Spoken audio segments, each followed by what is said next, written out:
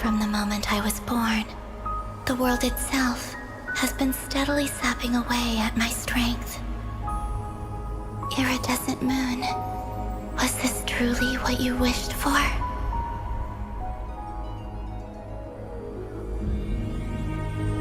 We finally got a clear look at his face and learned his true identity.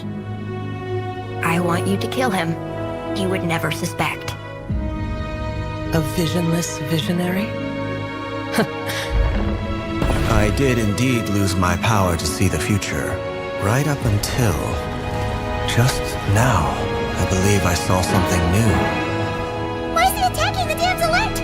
What's going on? I can barely sense any Kuvaki at all. This whole area feels like a soulless husk. This is a threat that the Knights of Favonius cannot ignore. Our only chance lies in uniting as one. And I'm talking all the factions in nod-krai. So you're placing all your hopes on me, huh? Then I'd say you'd better make it worth my while. I don't work for free.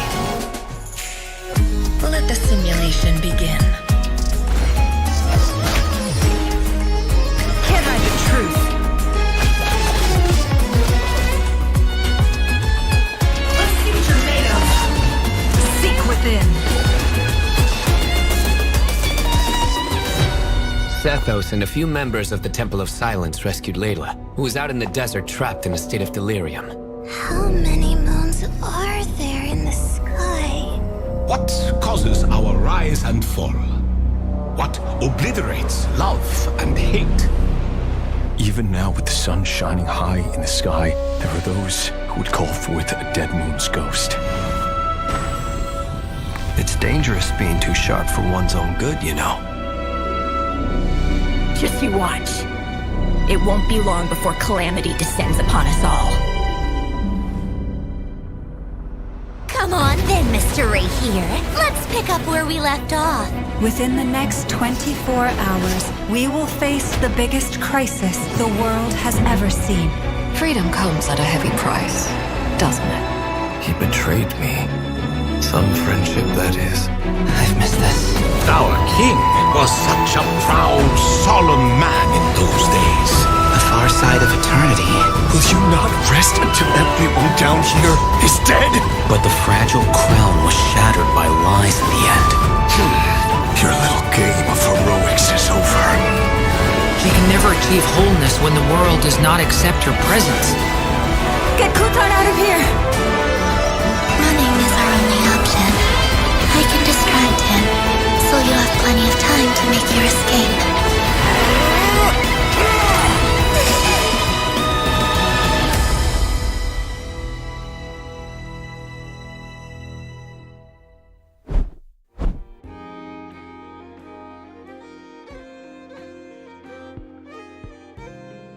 What's up, gang?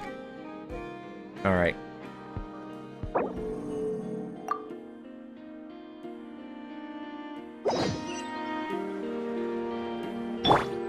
Alright. Now we have to figure out how to kill this one of the sinners of Conria. So we have a big fucking battle on our hands.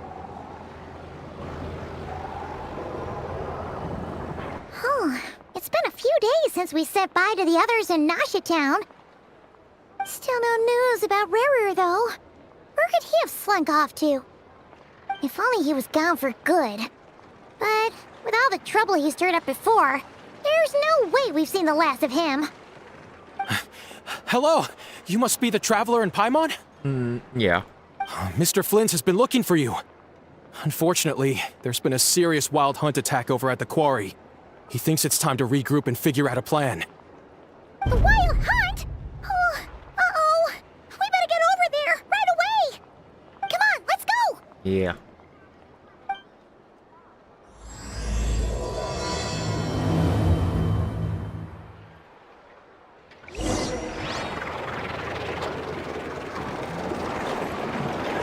Where are you, Mr. Ravens?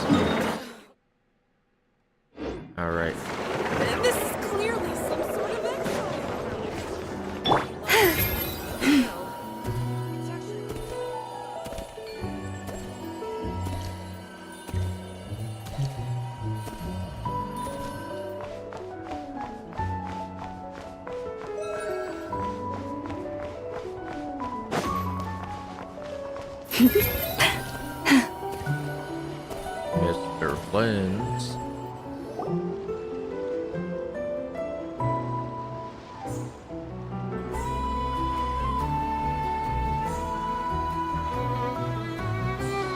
Oh, it's Mr. Everyone. I can barely sense any Kuvaki at all. This whole area feels like a soulless husk. Looks like his appetite truly is insatiable. As if the power of that energy cannon wasn't enough. He's not seriously still getting stronger? What's his endgame here? Endgame is, full control over nod-krai. Ah, everyone's here already. Hey, we made it. So, what's going on? TLDR. We've all been on high alert since we split up a few days back, expecting Rerir to strike again. But it's like he just vanished into thin air. No one has seen him nor found any trace of his presence. He's recovering. That's what he's doing. He's getting stronger. He's training. He getting ready for our next fight. That is, until this morning, when a ratnik found signs of wild hunt activity while out here on patrol. As you can see, the Crystonite itself is physically intact, but the Kuvaki it contained is all but completely diminished. So he sucked. So he was here and he sucked that energy. And we're sure that Rerir did this. Who else? He's the only one who could pull off a stunt like this. Kuvaki loss has reached critical levels. Reikir of Solnari set to maximum threat level. Warning, unless de-escalation measures are taken soon, he will pose a threat beyond our ability to contain. The consequences could be catastrophic. Traveler, do you remember when we encountered Rerir just after regaining his body? I think. There wasn't a shred of sanity left. Nothing but madness and rage. Is that when he came out of his fucking, like, when he was like, I'm angry now. And then, it was like, when Sandrone was there. Yeah, didn't he shout out a bunch of names? Then he started raving about how nothing in this world mattered to him. Oh, Paimon gets chills just thinking about it. Oh, but the thought that he's still out there, lurking somewhere in nod-krai, waiting for his chance to strike? Oh, even chillier. Don't worry, Paimon. Last time we fought, we were already at a disadvantage. If he has such overwhelming strength, why would he suddenly go into hiding? Yeah, if I were him and I wanted more Kuvaki, I'd just take it by force. No point staying in the shadows. Unless something went wrong.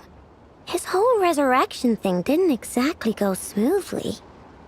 The other thing is, how does someone who's completely lost their mind still have the wherewithal to cover their tracks so perfectly? Beats me. According to certain medical studies, insanity does not always entail a complete loss of rationality. It may be that he is simply living in a world of his own.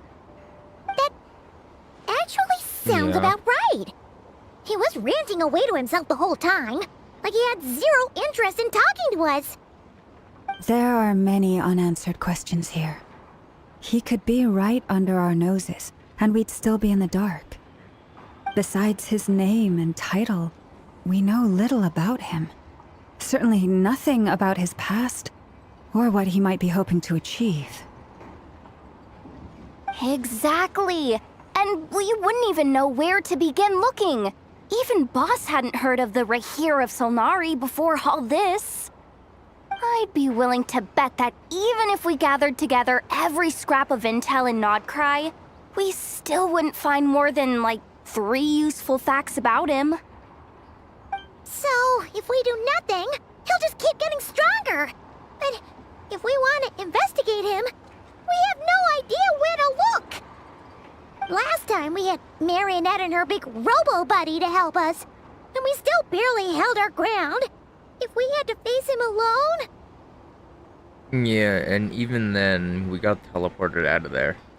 Oh, Paimon's head hurts just thinking about it.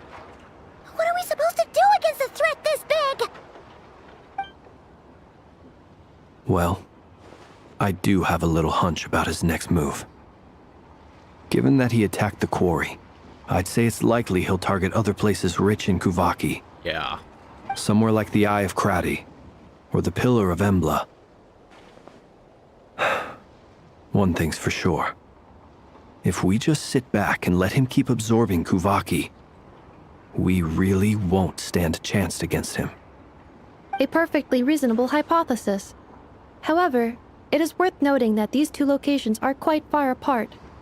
To investigate them both, we'll need to split up. I agree, we should split up. Right now, Rarir's goal seems to be gathering Kuvaki, not fighting us directly. Once we're done, let's regroup on Hisi Island. Wait, why Hisi Island? If I recall correctly, your largest goddess statue was carved from Kuvaki-rich ore, was it not? That's right. Yes, it could well be a potential target of his. I should head back and start evacuating the pilgrims.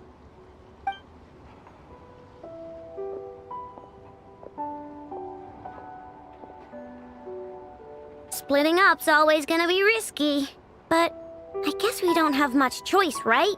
We're in a race against time here. Yeah. And if we do run into Rear, what then? That's when you follow the third rule of treasure hunting. Run like the wind. The JoJo strategy. Didn't you say the third rule was go with the flow? I don't know. Did I? Anyway, whatever. In this situation, go with the flow means go find backup. Agreed. If anyone finds so much as a trace of Rarir, do not pursue him. Get out of the area and alert the rest of us as soon as possible. We need to put safety first. All right, we'd better get moving. Come on, Anefa, let's go. Yeah, no dying, anyone.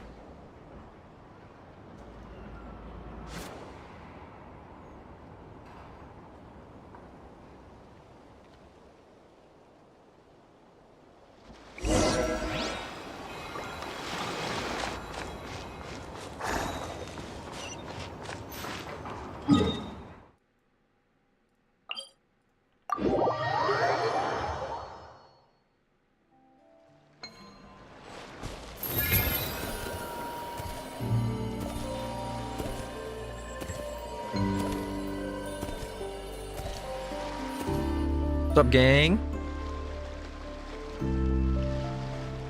Any leads? Nope. Diddly squat. No clues to where he might be hiding. It's like he's a ghost. Diddly. No, not Diddly. There's some dude that I queue in Overwatch with a few times. He's either pretty good or he's just fucking awful. Fucking Diddly. It feels like we're sitting on a powder keg that could go off at any second. Oh, I hate this feeling. I'd rather face him head on than be left hanging like this. So, you guys didn't find anything either? Not loving the word either. How about you, Flints? I questioned a few Ratniki and eventually narrowed my investigation down to one suspicious individual. But by the time I got to his place, he was already gone. Almost as if he knew someone was on to him. Either that, or he's just extremely cautious and doesn't stay in one place for long. He's been biding his time for a while now. The question is, where or what is his next target? No idea. Since regaining his body, he seems to have lost all interest in the fragment in my possession. If he did still want it, he's had plenty of chances to take it. All we can do now is hope that Aino and Anefa turn up some leads. Darn it, Rarir! If you've got the guts, come face me one-on-one! Wait, he's actually here? I didn't mean it! I swear! No, it's coming from Silver Moon Hall. The Lady Kutar might be in danger. Let's get over there, quick! Teleportation powers.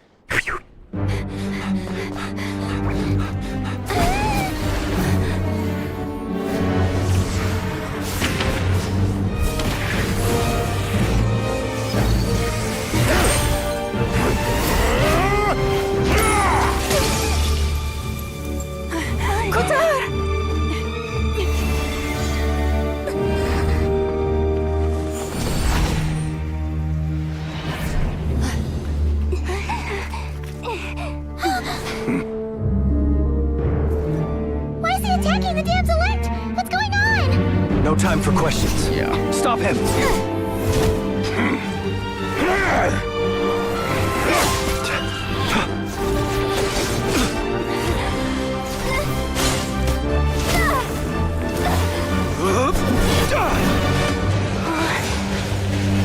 This is insane. Yehuda, get Kutar out of here! On it.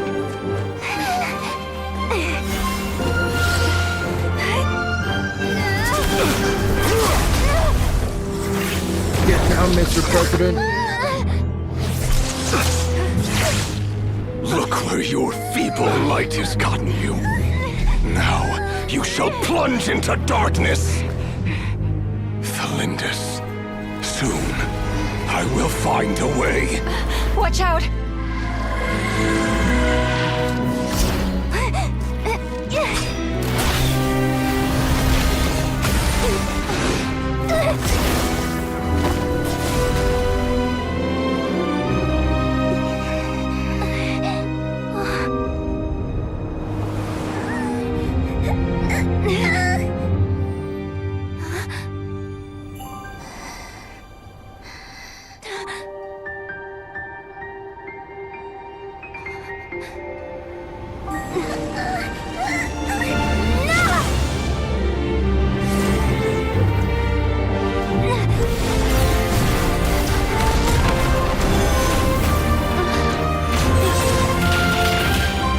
Thank you, Nefa.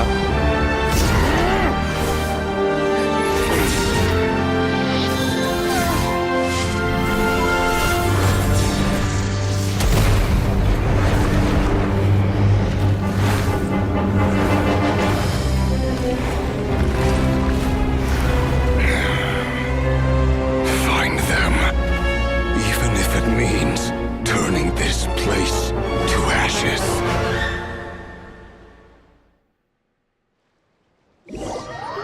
We're just getting right into it. That was too close. We barely made it out of there alive. What's that guy's deal? How'd he get so crazy strong? Well, he's one of the 5 sinners, and that's probably not even his full strength. He's a threat to this entire nation. I doubt his strength could even be measured by conventional standards. I have a question.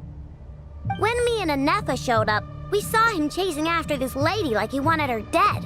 What was that all about? We weren't there for the whole thing either. They were already duking it out by the time we arrived. Yeah, we didn't see how it all started. It all escalated so quickly, we had no choice but to step in. Kutar, can you shed any light on the situation? Kutar. Cross-checking database. I see. So you're the one that the Frost Moon Scions refer to as the Moon Goddess? Wait, she's the moon goddess? Oh, no wonder she looks just like all those statues. There are many reasons why people might worship the moon, and just as many why they might despise it. I've never met that person before, but there was no mistaking his deep-seated hostility towards me. Why he holds me in such contempt, I cannot say. But since he hunts the power of the moon, it's no surprise that I am a target. Kutar. There are many potential motives. For instance, you help the traveler escape his grasp. This could be his way of taking revenge. It is also possible that he covets the Kuvaki inside you, and seeks to take it for his own. The list goes on. But right now, devising a counter strategy should be our #1 priority. The likelihood of this location being discovered is close to 100%. A counter strategy? We don't stand a chance against an enemy like this. Surely our only option is to run. He's not gonna chase us to the end of the world, right? So as long as we can sneak out of Nod-krai undetected. Flashback to what he said. Find them. Even if it means can't turning say that. this place to Come ashes. on, Yehoda. This is serious stuff. You can't suggest we all just chicken out. Pretty sure he's determined to find all of us. Running is our only option. Huh? You seem surprised. But what other choice do we have? We are facing an enemy we cannot possibly defeat in battle. Well, I mean, yeah, but still. It's not too late.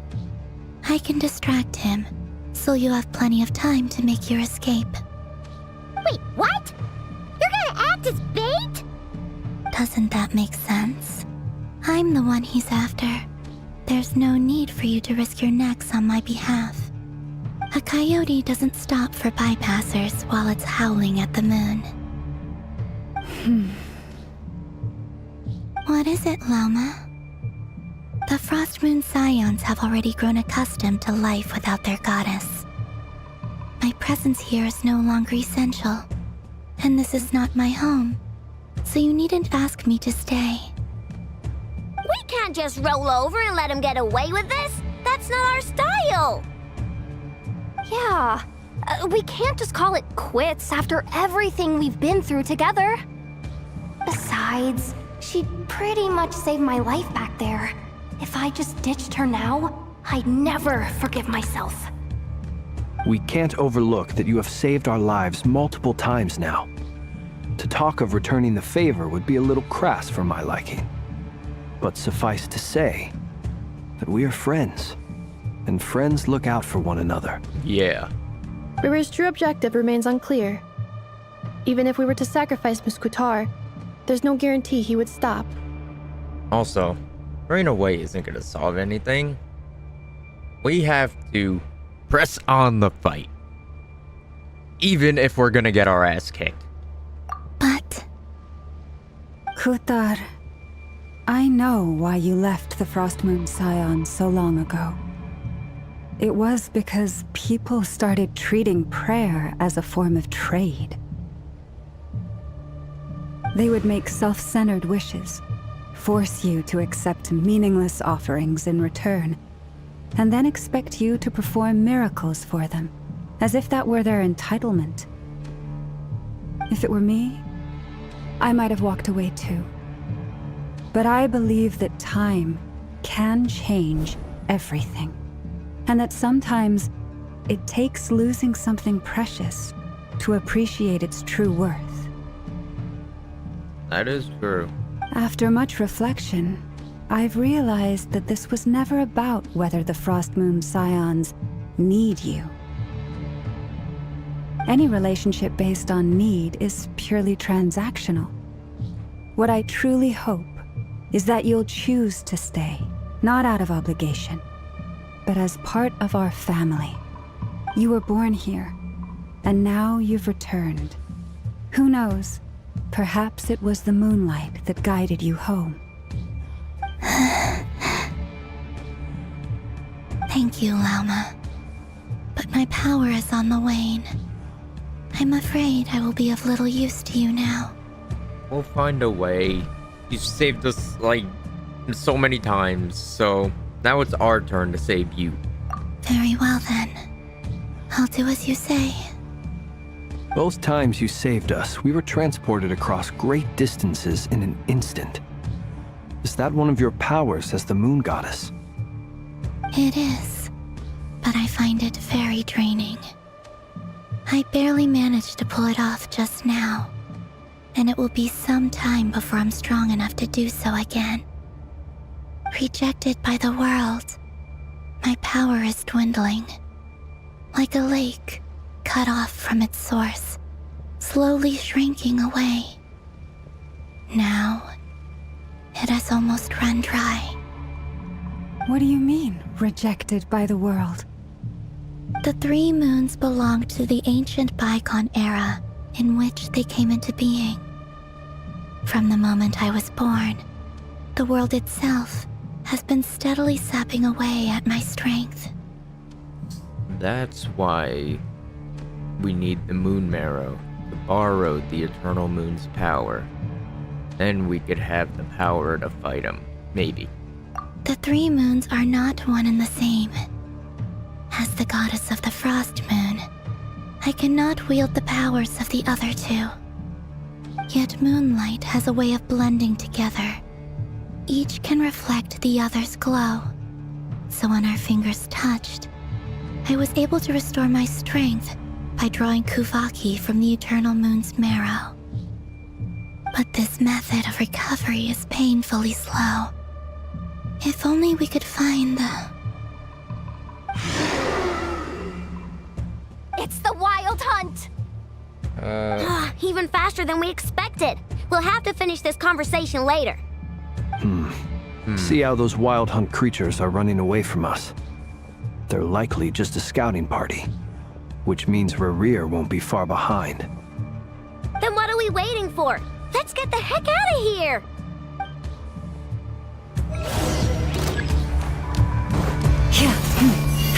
Defensive mode engaged. Preparing for dust up. Being done! They just keep coming! This is driving me nuts! Rerir's closing in on us. We need to pick up the pace. I know, I'm trying, dude. Too many of them! And this time, we can't fall back on Kutan's house to escape! This goes on much longer. Ultimatum protocol. By the frost moon of old, receive my blessing. Close your eyes. All day, dude. Observe as night falls. Beware the creatures of the night. Annihilation mode. Insulation chamber. For the everlasting past. Don't fly! Close your eyes. Be silent. Fear the dark. Close your eyes. Fear the dark.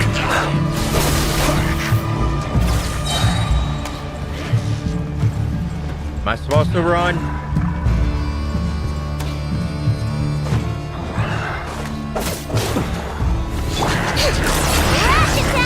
Ultimatum protocol. Or just keep fighting? Cleanup sequence initiated. Observe. Be silent. Fear the dark.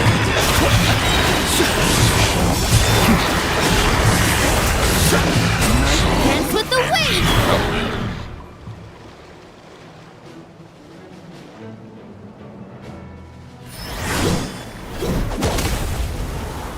That's not...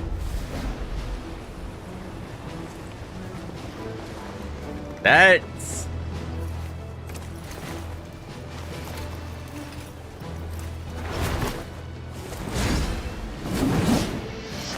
Glad you finally made an appearance, dude. It's been 5 years. What's the matter? Bit off more than you could chew? How are you? Oh, you know, Paimon. Uncle Varka! You're back from Amsvartnir? Whoa! You're Varka? Grand Master of the Knights of Favonius? Yeah, it's kind of weird knowing you for 5 years, but, this is the first time we're actually meeting. We could save the intros for later. Right now, let's get you all out of this hellhole. Follow me. I know somewhere you'll be safe. Alright. Oh, is that where I think it is? That's the one. Come on, move! There's no time to waste.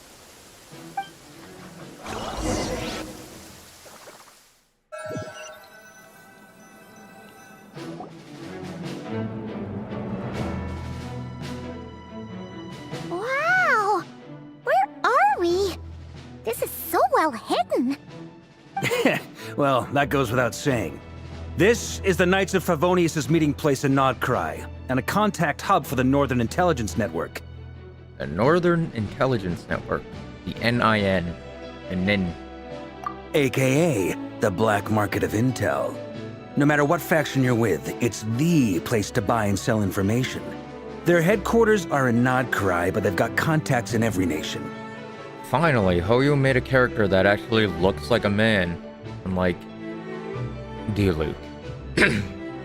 As an expeditionary force on foreign soil, working with them has offered us the most effective way of getting our hands on reliable local intel. This is where we meet, so naturally, it's secure. Anyway, where were we? Folks from nod-krai should be pretty familiar with me by now, but I believe this is the first time we've met. Allow me to introduce myself. I am Varka, Knight of Boreas, and Grand Master of the Knights of Favonius. We've heard all about you. This meeting's been a long time coming. You look way younger than Paimon expected, but you definitely have that Grand Master vibe. Well, I'm no spring chicken. Just not showing my age yet. Definitely feeling some of that back pain today, though. Rushed back from Amsfartnir without a wink of sleep, only to get right into another fight with that freshly revived maniac. Another? You mean you fought him before? Yep. He wasn't nearly as strong back then, but he was still a formidable foe. I brought some of the knights along to give him a little surprise, but he saw us coming from a mile off. My squad took heavy injuries, and I barely made it out alive myself. We knew it might have been our last chance, so we staked everything on it. But still, it wasn't enough to stop him. Surely is a formidable foe. I tried tracking him down afterwards, but he didn't leave a trace. Even in his unhinged mental state, he's as cautious as any trained operative. So, I decided to come find you. And as luck would have it, turned up to find you being ambushed by the Wild Hunt. The rest, you already know. Yeah. Is that why he's been frantically absorbing Guvaki these past few days? Because he sees you as a threat? Maybe I'm part of the equation, but even if I weren't, I'm sure he'd still be gathering power. He's clearly working up towards something. Note to self, Uncle Varka's strength rating officially upgraded. Guess it's my turn to ask questions now. So, what exactly has been happening in nod-krai? Why has the Wild Hunt returned in humanoid form? And why is it after you? That's a long story, Yeah. but I'll try to make it quick. So basically, Wow, I had no idea so much had happened. Sounds like you guys have really been through it. So, the Kutar is actually a Fatui Harbinger. And all this Wild Hunt activity in nod-krai is the work of the Raker of Solnari, one of the 5 sinners. That's a lot to take in. Need some time to wrap my head around it all. I'm truly sorry, Mr. Varka. You stood with us against the Wild Hunt, and did everything you could to stop it from escalating into a full-blown catastrophe. And then, the one time you're away, it all comes to a head and all your hard work gets undone. You've got nothing to apologize for, Miss Moonchanter. You can plan 100 steps ahead and still slip up. That's just life. Yep. No one knows what tomorrow holds. You can't predict which way the wind will blow next. And, to be perfectly honest, I can't say I'm surprised. yeah, he's definitely a monster. For all the times we've defeated Yes, the Wild wind Hunt in puns. the past, we've never been able to completely wipe it out. Turns out, we were just delaying the inevitable. But now that a new variable has come into play, fate may well take a different course. A new variable? Me. You mean us? Who else? And in a strange way, I think his resurgence might not be an entirely bad thing. The Wild Hunt is like an unrelenting force of nature, but Rerir is an individual with an agenda. He's gotta have a weak spot somewhere. Everyone has a weak spot. That said, while I was explaining everything just now, some of the points that Mr. Flint's added caught my attention. You mean about our mystery ally? That's right. From what you've said, not only did they lead you straight to some key files, they also shielded Hisi Island from a lethal Kuvaki blast. I don't know who or what could pull something like that off. Heck, even Miss Columbina doesn't have a clue. I hadn't heard the story about those files.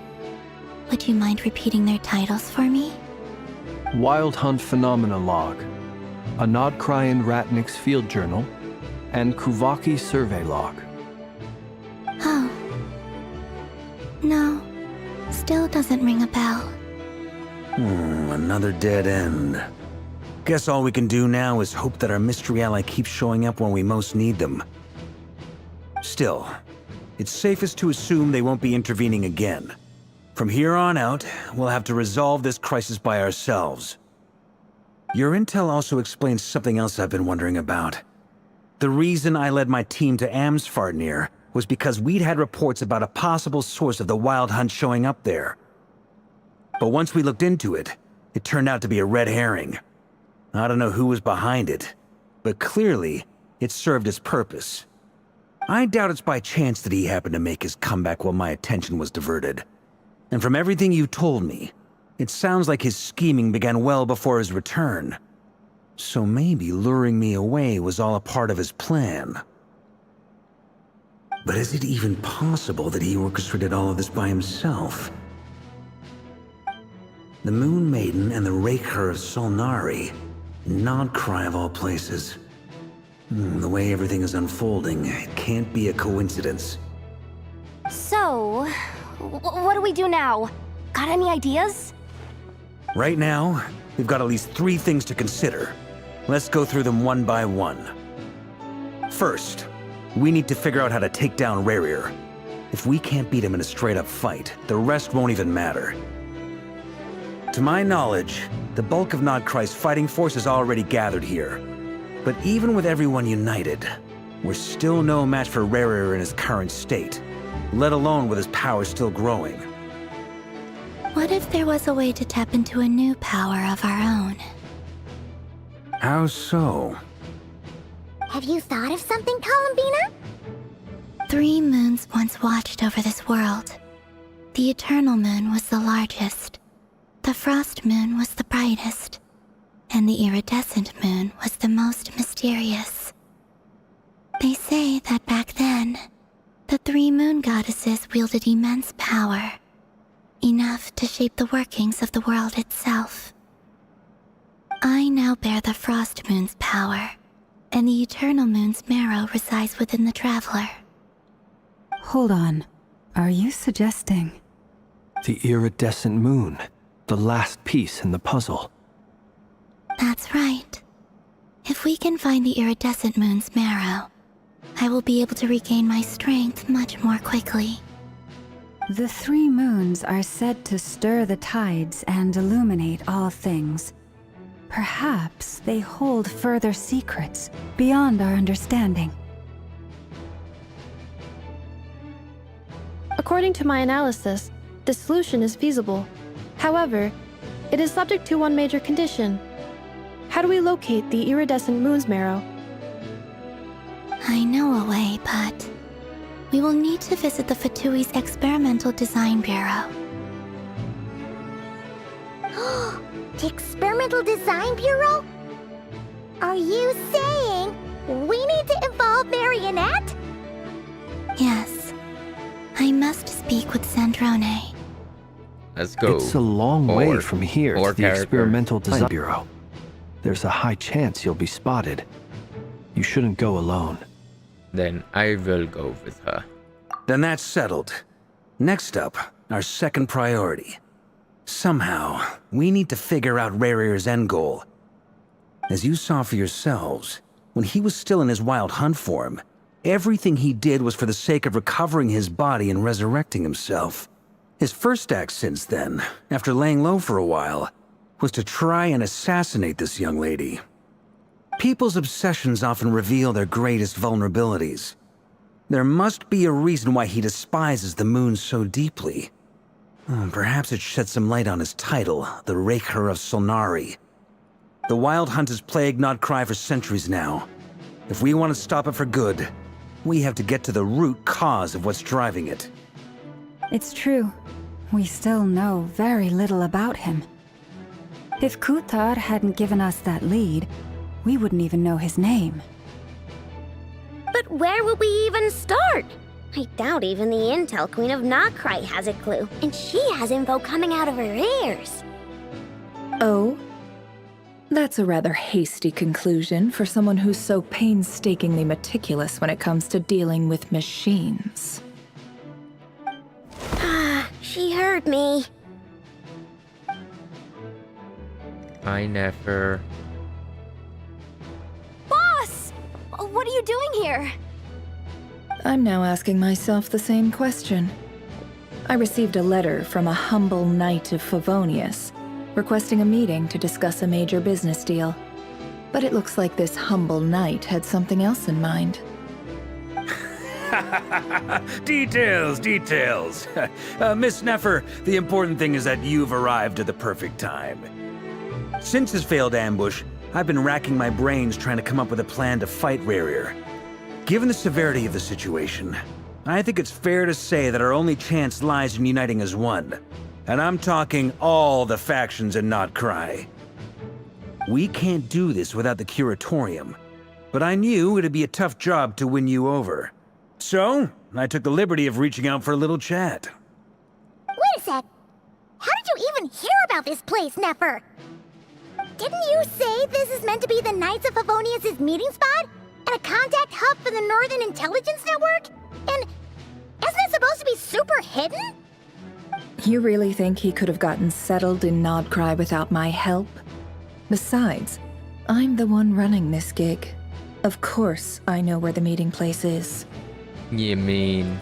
Allow me to introduce the current head of the Northern Intelligence Network. If it's intel you're after, she's your woman. Pretty much seen and heard it all.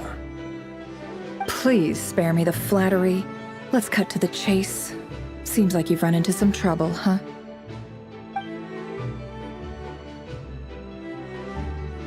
Well, this certainly qualifies as an unforeseen crisis. On behalf of the Curatorium of Secrets, I wish you all the best of luck. So you're just going to sit this one out? Why should I get involved?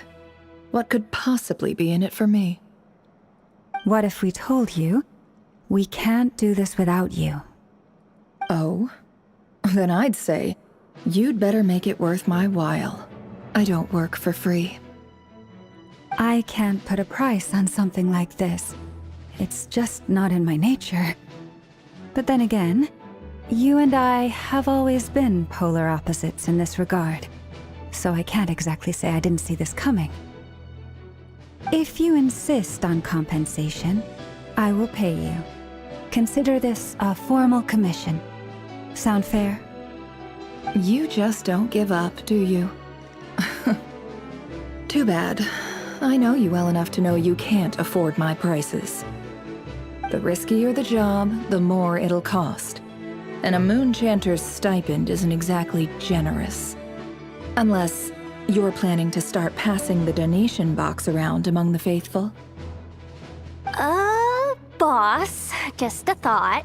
If they come up short, maybe you can take the difference out of my next few paychecks. Things got really dangerous during the fight with Rerir. If this girl hadn't saved me, I'd be ley line fodder by now. I'd be gone for good, boss. If there's any way we can make this work, I'd really like to help her. Please? I'm begging you. This is why I'm always telling you never accept favors. They are the hardest debts to repay. You have to be careful who you get involved with, or you invite all kinds of misfortune. Very well, Yehoda, I will help. But just this once. Don't count on this happening again. Flins, that fragment that Rerir was after, do you still have it on you? Of course. Let me borrow it. I need it to follow up on some leads. Wait, you actually have some some leads? Shh. This is top secret information. I get it. We all have things we'd rather keep to ourselves. Plus, I know we can count on you, so we'll leave the intel gathering in your hands. And that brings me to the third and final item. We need to find a way to distract him. We need time to make our move, so someone will have to stall him. I'm in for this part, no matter what. Anyone coming with? Count me in too. Come off it, you two. Quit playing heroes. I'm way ahead of you here. Nefa did a scan of the Moon Goddess's Kuvaki signature, and we're gonna use it to make some decoys over at the Kramkake craft shop. Anyone who's in, follow me. Once they're ready, we'll deploy the decoys across nod-krai. So as long as the rest of you keep moving, he won't catch on to your scent and won't be able to track you down. I like Augers. it. Genius idea. No biggie. All right then, we'll split into 3 teams. Once your team has finished their mission, return here and wait for the others. Dismissed!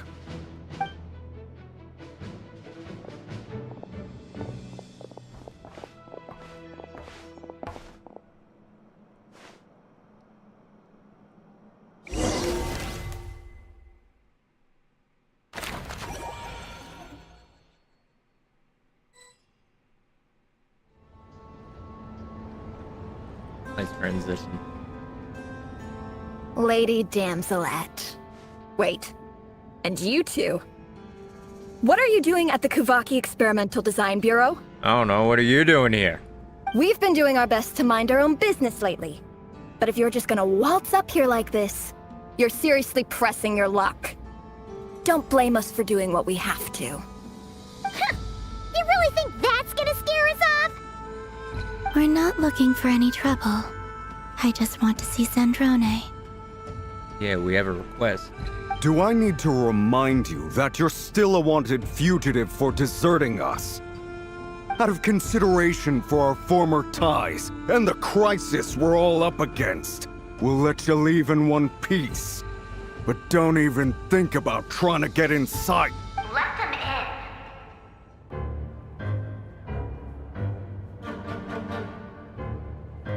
Ominous music. It's like a goofy villain just showed up, dude. But... Are you going to make me repeat that? No, my lady. Sandrone seems to be in a good mood. Must be maintenance day.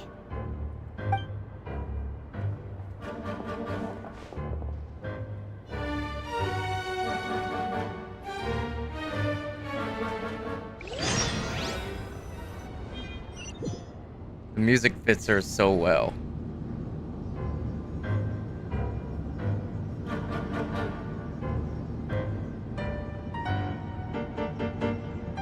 So tell me, to what do I owe the honor this time? Actually, before you answer that, just so we're clear, we're not colleagues anymore, Columbina. I don't owe you anything. I promise it's nothing big. It seems like you've gotten the wrong idea here. The only reason I let you in was because I was bored. It seemed like a way to kill some time and satisfy my own curiosity. Whatever miscalculations I may or may not have made in the past, I haven't lost the plot enough to even consider sticking my neck out for your sakes.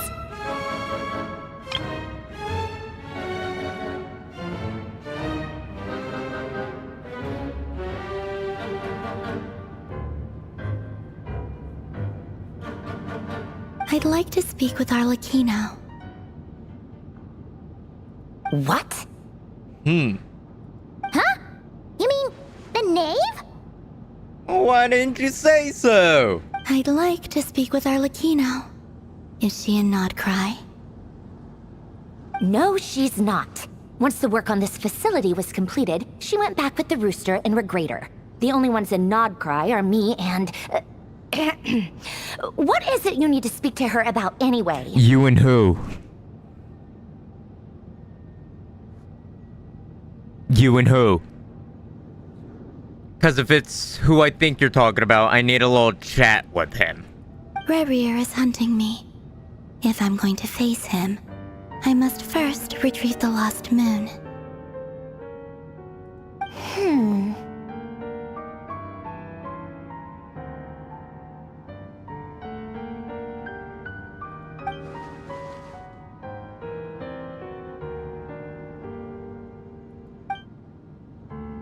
Oh wait, I'm supposed to be reading. I'm stupid.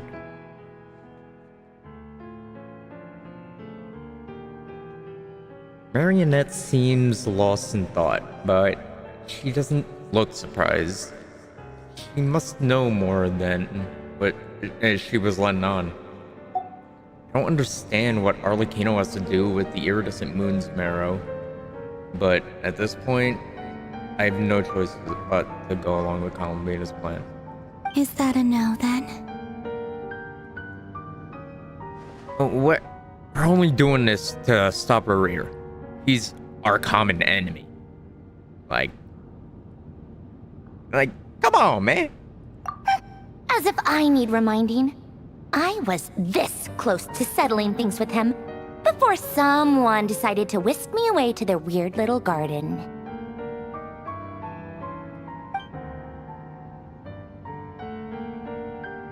Have you held any tea parties lately?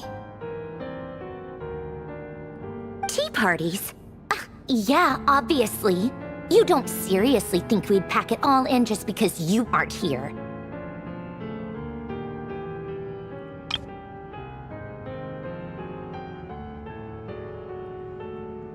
I clicked screenshot at, the moment she blinked it.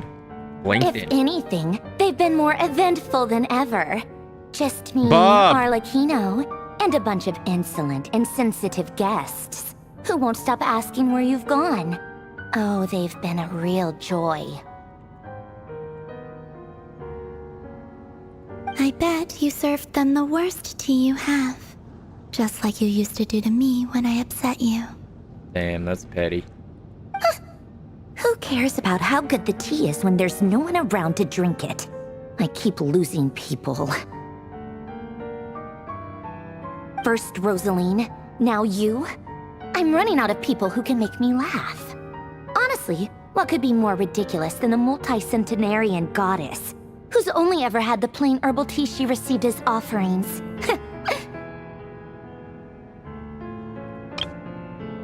Dude, she's so, like, pretty. And, yeah. You'd always brew a different type of tea for me each time. Was it really just to see how I'd react?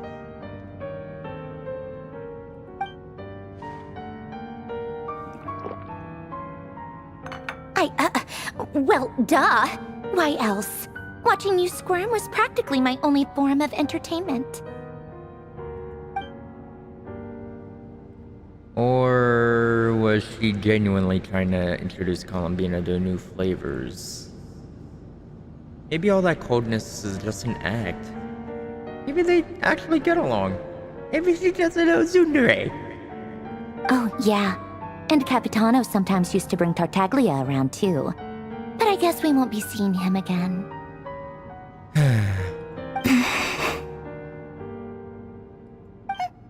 Well, I guess we are overdue for a get-together.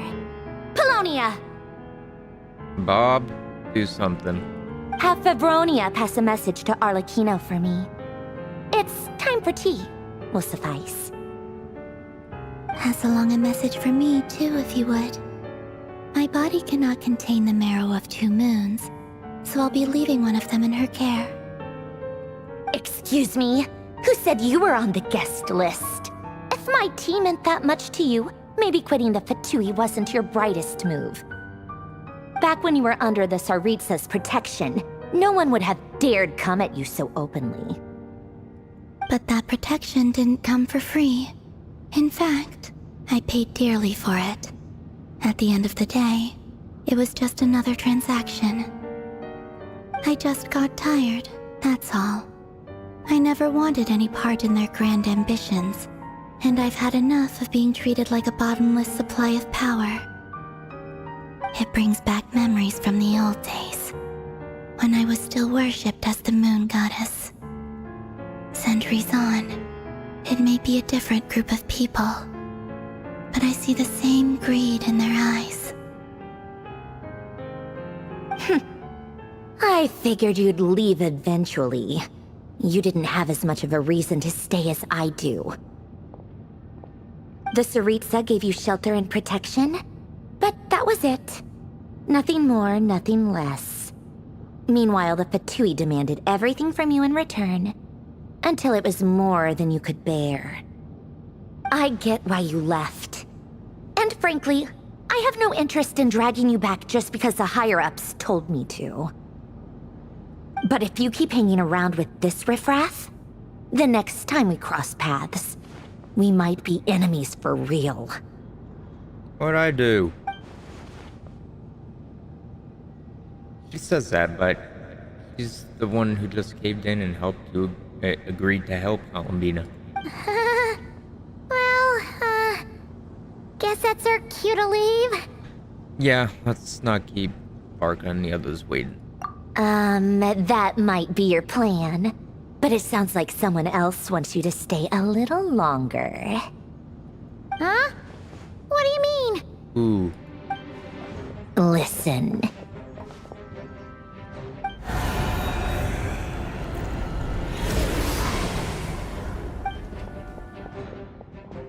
My lady, it's the Wild Hunt. A horde of monsters is headed straight for the facility. Oops. Another uninvited guest trying to crash my tea party. Clear the area. I'll handle this. Wait, what? You want us to leave you here by yourself? You'll be lucky to make it out of this alive. You really think you can afford to worry about me? Go on, get out of here. You may have stopped Polonia from crushing him last time, but I've made sure that won't happen again. The entire Experimental Design Bureau is rigged for war.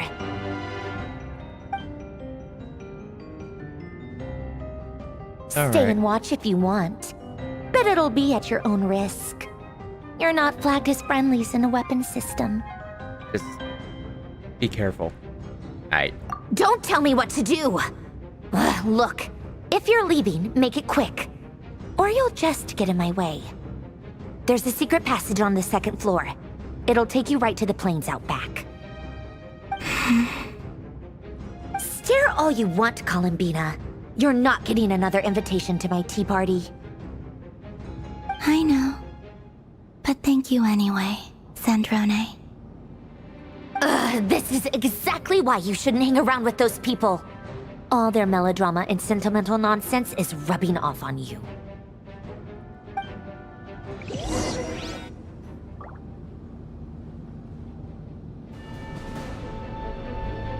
Come on then, Mr. Ray here. Let's pick up where we left off. It's your Wild Hunt monstrosities versus my beautiful creations. Let's see who comes out on top.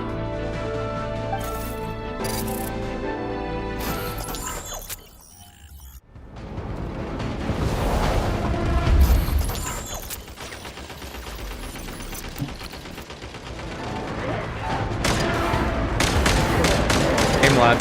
Aim lab. Aim lab.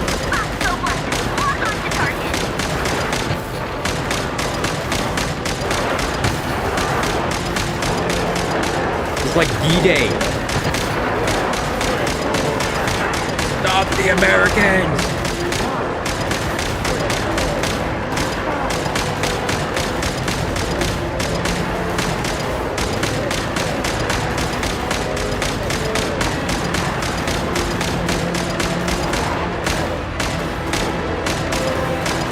Damn, a lot of disposable troops you got.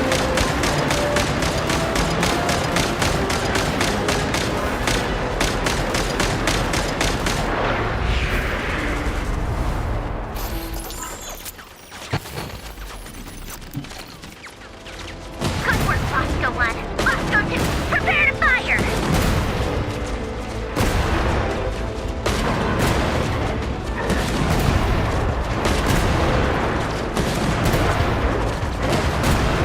Okay, I need to code something like this for my zombies game.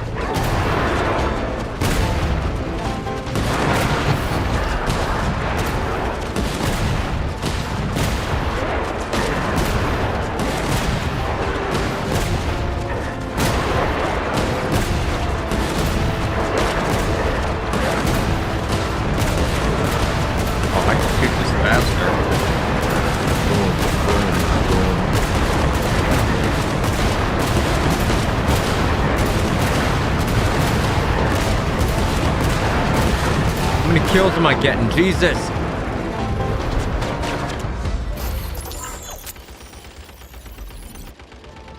That's it. Am I Keep them sniping pinned now? down. Don't let them get near.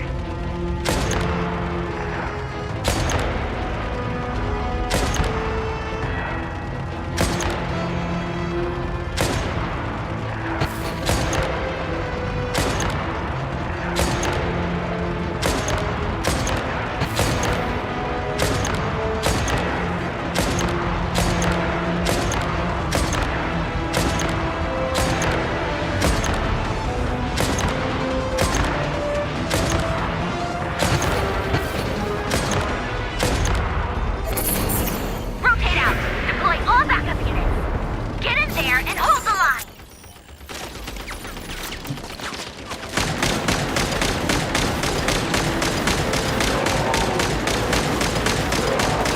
There were stations than I thought. Whatever. This is where the real fun begins.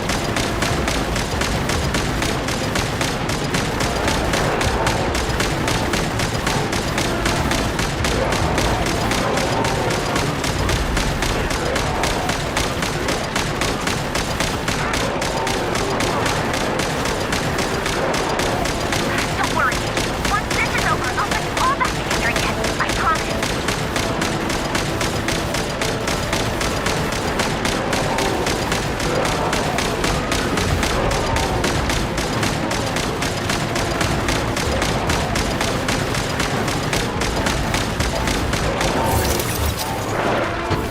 Oh shit.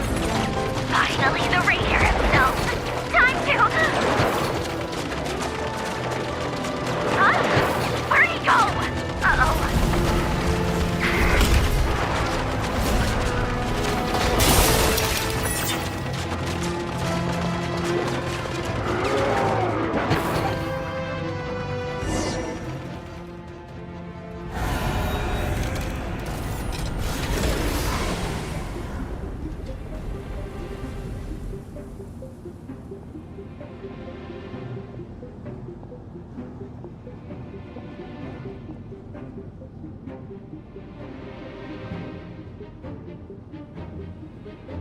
Polonia, get him! I've upgraded Polonia again since our last encounter, and uploaded every last scrap of your data. So let's finish this, once and for... She's not here. Where did she go? Hey! Over here, you big... Cursed moon. Go. Keep searching. She cannot have gotten far.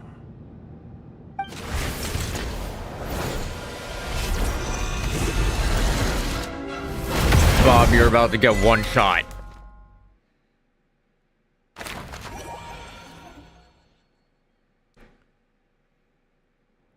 Rear is nano boosted and damage boosted.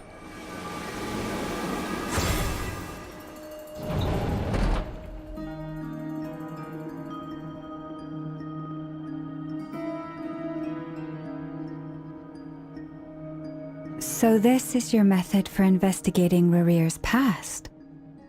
It almost looks like some kind of ceremony. Good deduction. But it's quite a different affair from what you're used to with the Frost Moon Scions. Whoa! First time I've ever been in here. Boss always said it was off limits, so I pictured some kind of creepy dungeon. But it's actually kinda nice. Oh, I guess this must be Sumero decor? That's where Boss is from. And that nice shopkeeper who sold me my treasure compass.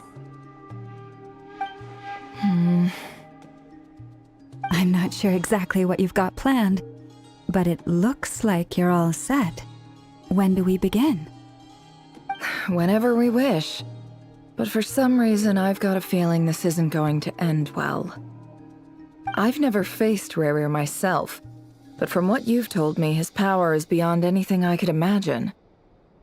I, on the other hand, am just an ordinary businesswoman. Our paths should never have crossed, yet here I am, forced to make an enemy of him. If you ask me, you're about as far from ordinary as it gets. So what are you saying? You're getting cold feet? Once I take a job, there's no backing out. Still, I have to ask myself if the power I'm relying on will even work on an opponent of this caliber. And also how to make sure I come out of this alive if things spiral out of control. Death is the one thing we can take for granted. It is the great equalizer, however fortunate or unfortunate we may otherwise be. So it's important to consider how to spend what lifespan we have left. Come on, boss. Lighten up. Quit talking about death. It's bad luck. For once, I agree with you. When you're up against a foe like Rerir, there's no such thing as being too prepared. Is there anything I can do to help? That won't be necessary. I've already made up my mind. Time to cash in a precious favor I've been saving for a rainy day. Yehoda, I need you to find someone for me. The sooner the better. Find who? That shady merchant who sold you an overpriced treasure compass the other day. Ah. Come on, boss. You're pulling my leg again. In what way is she shady? She showed up when I was completely lost and sold me a neat little gadget that was exactly what I needed. Trust me, she's a good person. How much were you charged for it?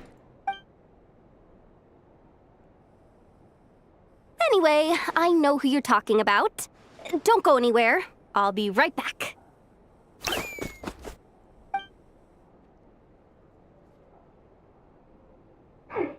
What's happening to me? I genuinely can't run any further.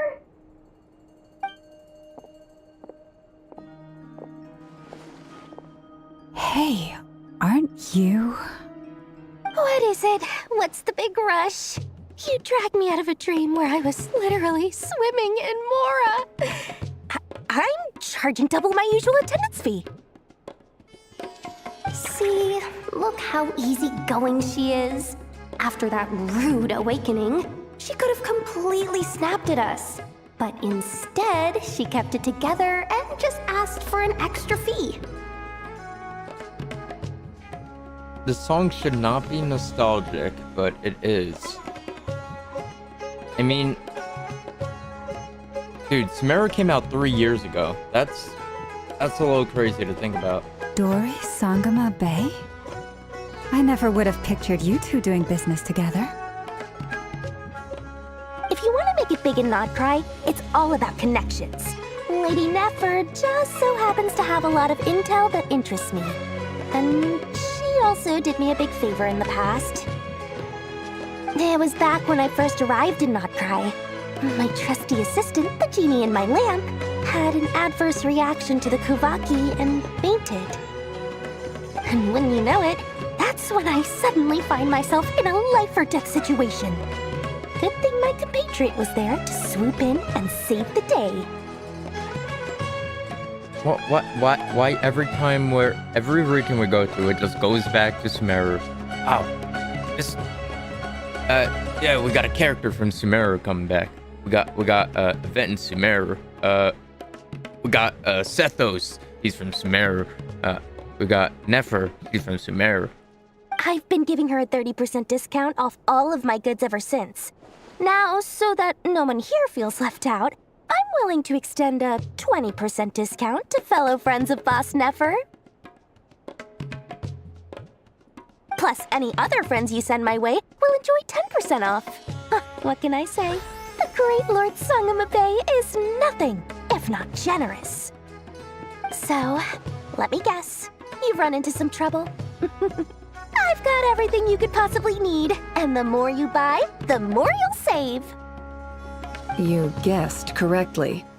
What have you got in the way of survival gear? The one type of gear I've never been short on. What are you looking for? A jetpack fresh from the Academia's labs? An ancient suit of armor dredged up from the bottom of the sea? At the very least, I need to know what kind of opponent you're dealing with here. If even you're worried about staying alive, it must be pretty serious. I didn't know y'all had jetpacks. What if I told you it's someone with the power to bring a nation to its knees? Is that so? Then we really are talking top-shelf treasures. I don't have anything like that in stock right now. I'll have to ask my supplier. Your supplier? A powerful woman, make no mistake. I can't reveal her identity, but luckily for you, I hear she's planning to visit nod-krai in the near future. If you're willing to wait, I can ask her when she's here. Can't say exactly how long that'll be, though. You talking about Skirk? Then let me put it another way. What would you do if you encountered an enemy like that? Roll over and serve yourself up on a silver platter? Course not! I have a handy little trinket from one of my generous suppliers, which... Hold on. What exactly are you getting at? No, no! This is for my personal use only! Let's just say I'm borrowing it, all right? Just for insurance purposes. You'll get it back later. Favors are the worst kind of debt to owe, and now you've got a chance to repay one. A win-win situation, don't you think? Fine. You can borrow it for 5 days. No, make that 3. And for every extra hour after that, I'm charging you 1,000,000 mora. Deal? Deal.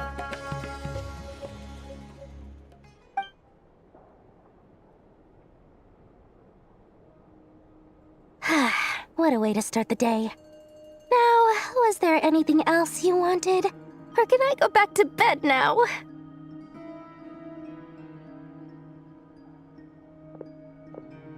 That will be all. Take care now. Don't trip up on your way back, friend. See you later! You're my favorite shopkeeper.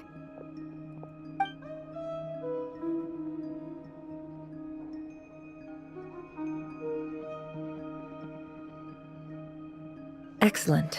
Everything is well and truly ready. The ceremony can now begin. After initiating the ceremony, your minds will follow me wherever I go. You will see many strange things in your mind's eye. Oh, we're doing drugs again. Old Sumeru classic. So remember, don't be frightened, and don't make a sound. I remember I thought I was on drugs the first time I saw Aranara's. I mean, now then, any other person would think that. Let us peer into the Raker of Solnari's past.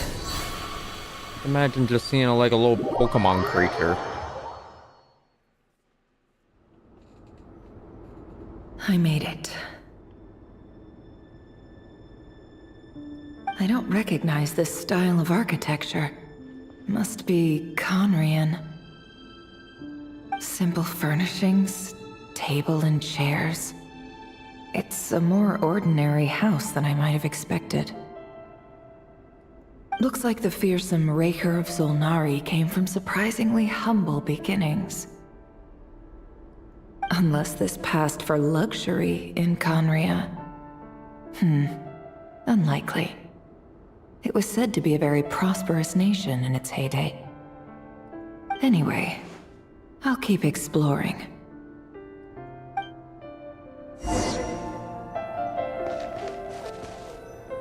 Enkanomiya. I don't know. That's what it reminds me of.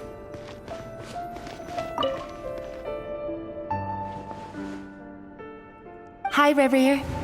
Since you're working extra hours tonight, I thought I'd keep myself busy by checking out that new kebab shop. I've heard good things about their menu.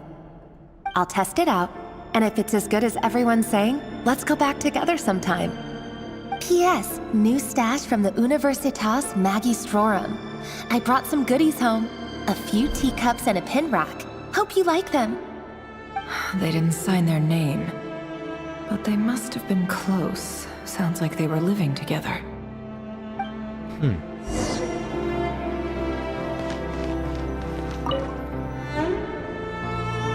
Even the music sounds like Enkanomiya. I went over to Joseph's for drinks today. They have a fine collection, but I went alone. Felindis was tied up with something and couldn't make it.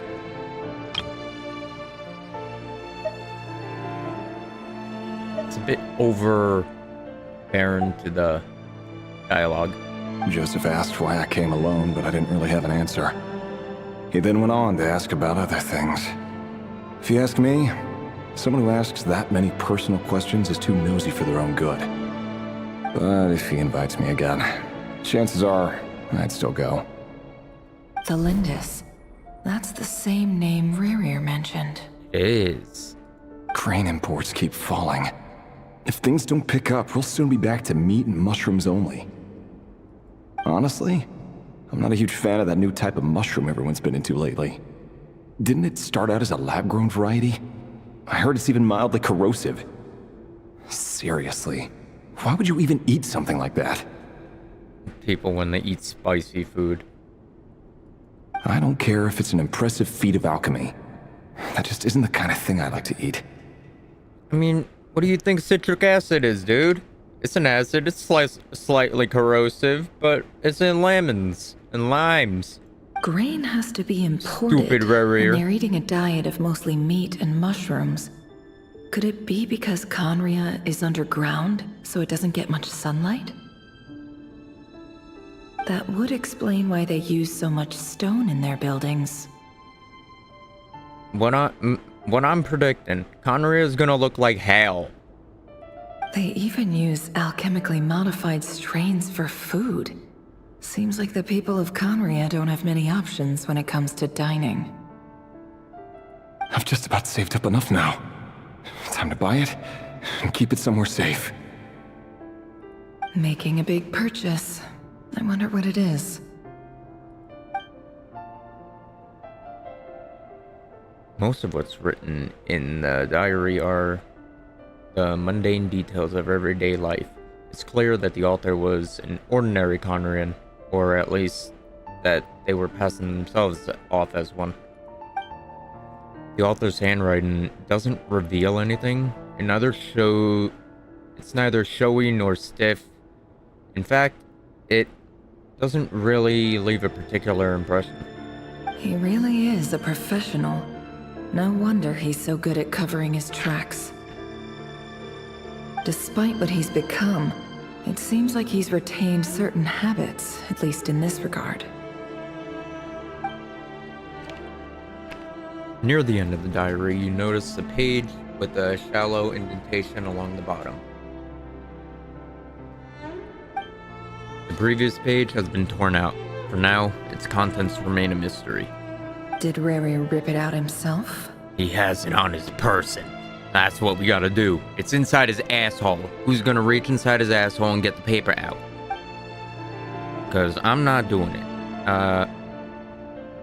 Varka, you do it. But the pen marks, like these, leave a trace with something like charcoal to add some color. If you need to find the right angle. You just need to find the right angle. When Nefer looks around, she sees a fine charcoal pencil on the desk. Before long, she has restored the missing words. Compared with forgettable handwriting from before, these lines have been scrawled into a rougher, more haphazard way. As if the person who wrote them was in an emotional state. Before I met you, I was convinced that my heart was nothing more than a stagnant pool. The burial place of a fallen moon. A withered, windless grove where the waters rested forever unrippled. It was you who who helped me see that my heart hadn't entirely withered away, that it could still beat to the rhythm of love. This is just trivial sentimentality from the looks of it. Why would he go to the trouble of hiding that? The burial place of a fallen moon.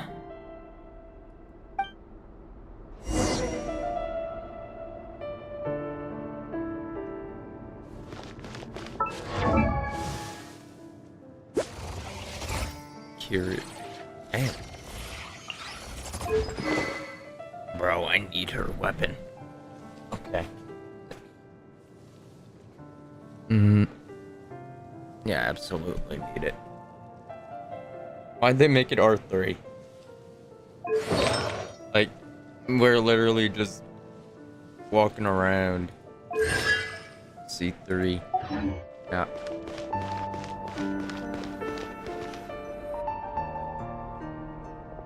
Rerir, over here.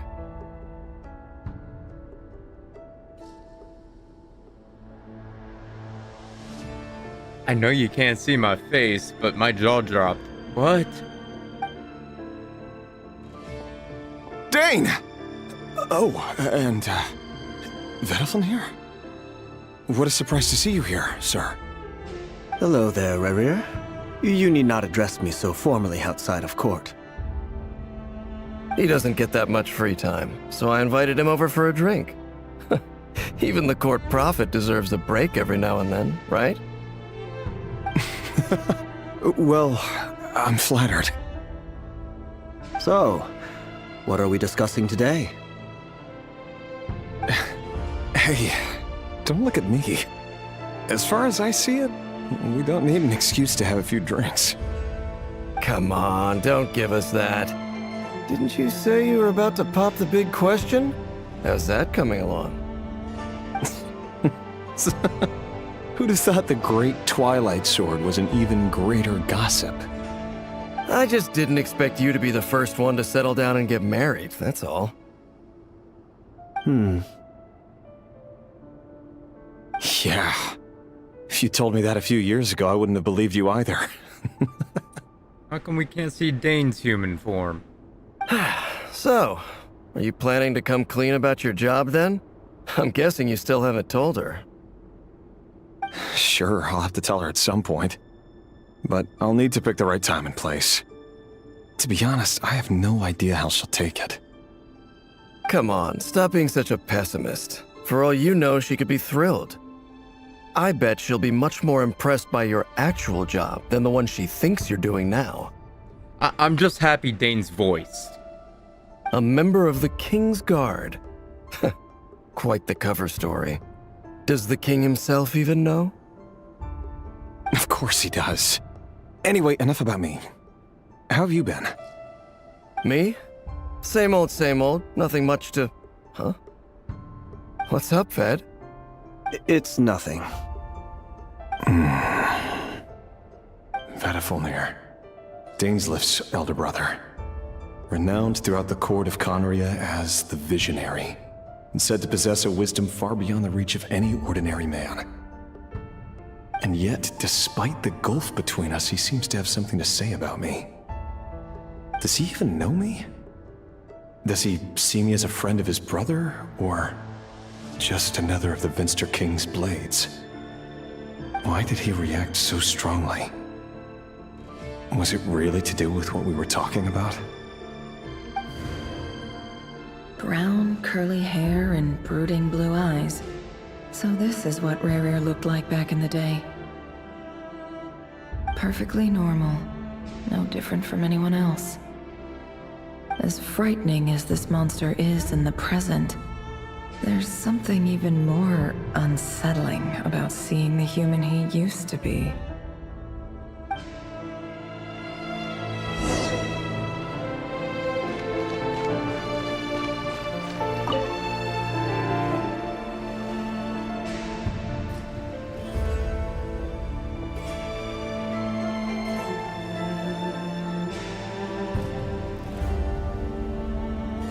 Felindis? You're back early.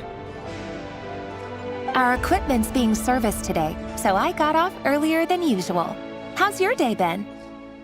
Why are the Conrian women NPCs so pretty? Aw, why the long face? Is something the matter? Has your boss been giving you a hard time again? Went for a drink with Dane and the others after work. Isn't that a good thing?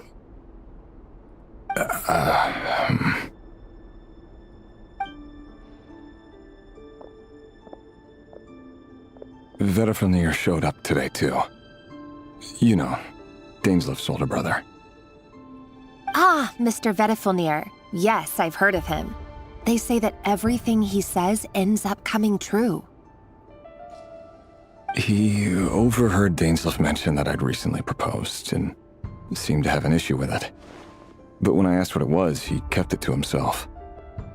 So, you're worried? You can be such a child sometimes, Revier. We're nobodies. Why would the Visionary be concerned about us? I'm sure someone in his position has much bigger fish to fry. Maybe you're right. You worry too much, Revier. We've been together for ages now, and everything's been going so well, has it not? You've even proposed to me. So, you do remember. Tell me then. What's your answer? Like I said, I need some time to decide. You can't just rush into things like this.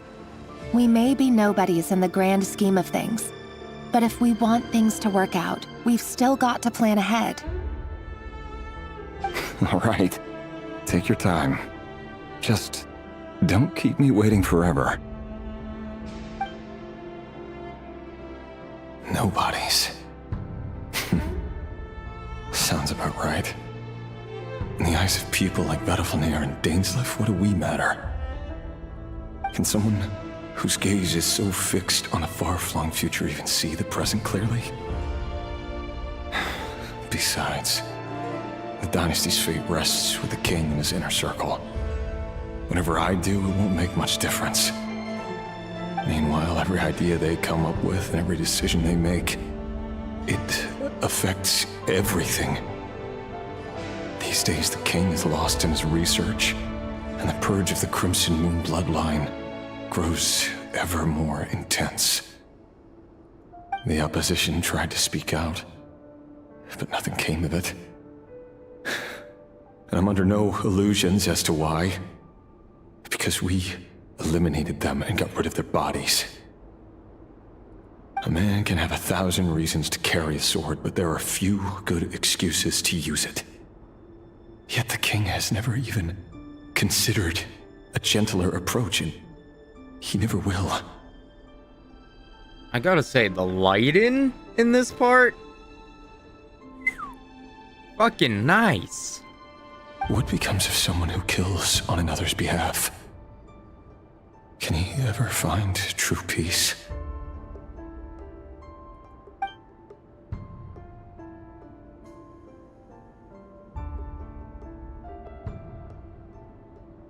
Thelindis?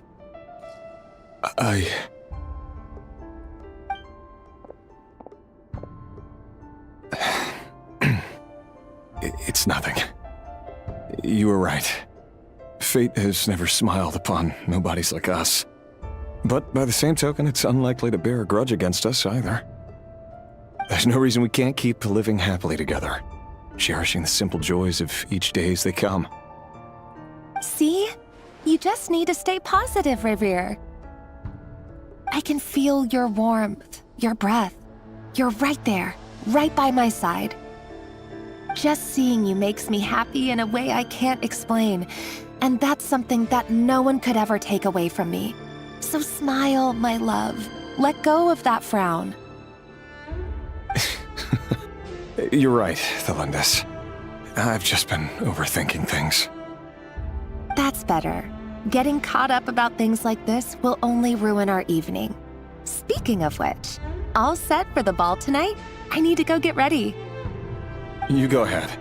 I just have a few things to take care of, then I'll come join you. Even busier than the big shots, huh? Fine, I'll go get started. But don't be late. If you keep me waiting too long, I won't be a happy bunny. Relax. I'll be there. Seriously, though, you drive a hard bargain. You're really gonna leave my proposal hanging and still expect me to take you to the ball? Well, that goes without saying. I already told everyone I'd be coming with a dance partner. Besides, they're two completely different things. Let's take it one thing at a time, all right? All right. White outfit it is. It seems like Rerir was deliberately hiding his ties to the intelligence services by giving the impression that he was just an ordinary member of the Venster King's Guard. He clearly doesn't want his would-be fiancée to know about his other life. Then again, that's hardly surprising. People in the intelligence trade rarely do. Who'd have thought we were in the same line of work? Let's dig a little deeper. Let's get even more.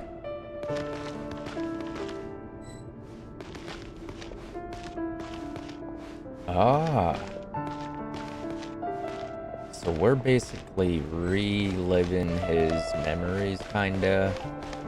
Like, we're just, like, going through, like, as a Our spectator. last operation was a resounding success, and all thanks to you, Rehir of Solnari. In total, we apprehended 32 dregs of the Crimson Moon, and 67 accomplices.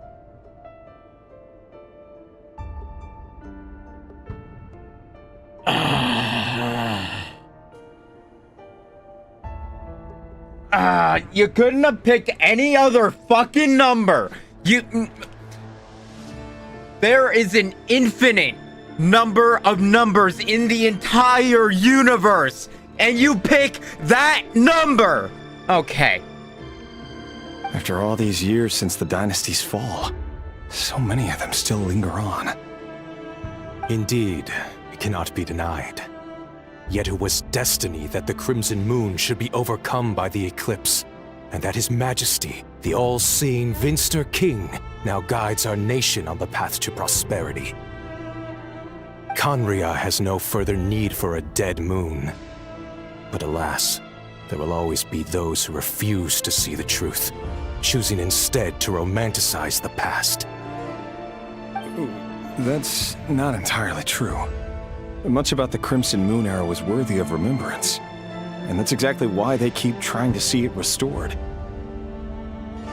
Many of its secrets remain unsolved to this day.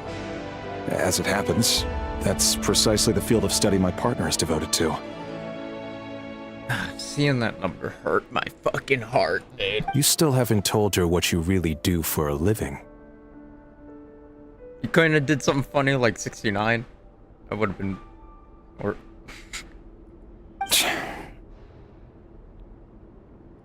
Where would I even start? Even 60... 60. How do you tell someone that you're one of the king's hand-picked executioners? That your hands are steeped in blood? Or 64. I like the number 64. Such a good number. You didn't choose this life, any more than I did. That's a good-looking number, too. Orphans like us don't get a say. But I'll sure as heck be the one to pay for it. Speaking of which, we need to be more rigorous in the way we identify direct descendants of the Crimson Moon. Someone, it seems, has strong opinions about my future plans. Most likely my marriage in particular. I have a feeling that we may soon become targets of the Crimson Moon's retribution. Your concerns are not unfounded. They've taken out many of our colleagues these past few years, and for that very reason. These are no helpless lambs we're leading to the slaughter. They're wolves in sheep's clothing. Take care, Rehir of Solnari. I look forward to toasting you at your wedding. Thanks, Thorkel. You look after yourself, too.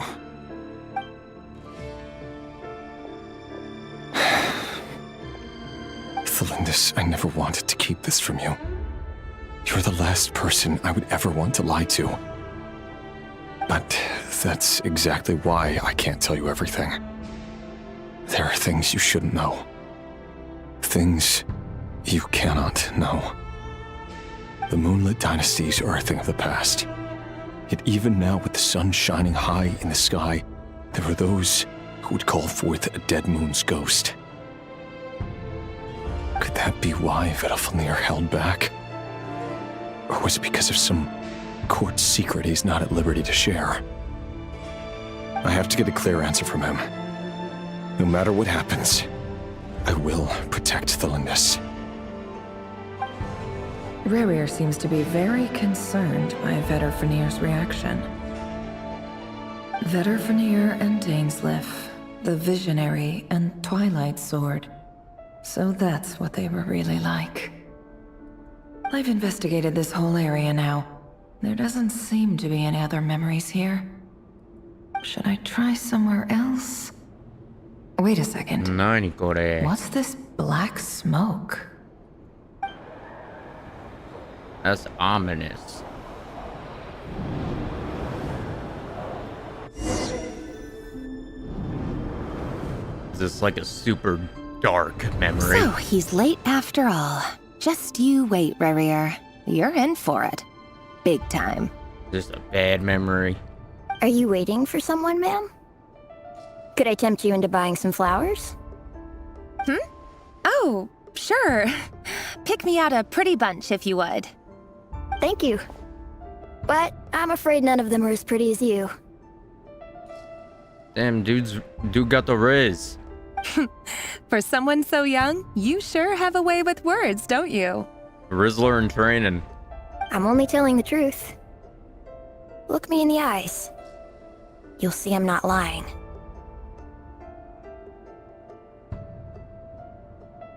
Oh. May we have a word in private? Who are you? And what do you want? It doesn't matter who I am. Too many of our kind have fallen lately, so I decided to take the risk of reaching out. Not long ago, the Ray here of Solnari led an assault on one of our strongholds. We suffered many casualties, and many who came to our aid lost their lives as well. Sorry, I don't know why you're telling me this. And I don't want to get involved. Wait, hear me out. This time we finally got a clear look at his face and learned his true identity. His name is Rerir, and he claims to be one of the King's guards. What did you say? A cruel irony, isn't it? The man you're set to marry leads a double life as a brutal executioner. But surely, you must have caught a whiff of the blood on his hands. Why are you telling me all of this now? Simple. It's because... How strange. Rerir was nowhere to be seen in that memory. It clearly belonged to the Lindis. Rerir couldn't possibly know what happened if he wasn't even there. Why would her memories appear in his fragment? Yeah. The ceremony won't last much longer. I think it's time to call it a day.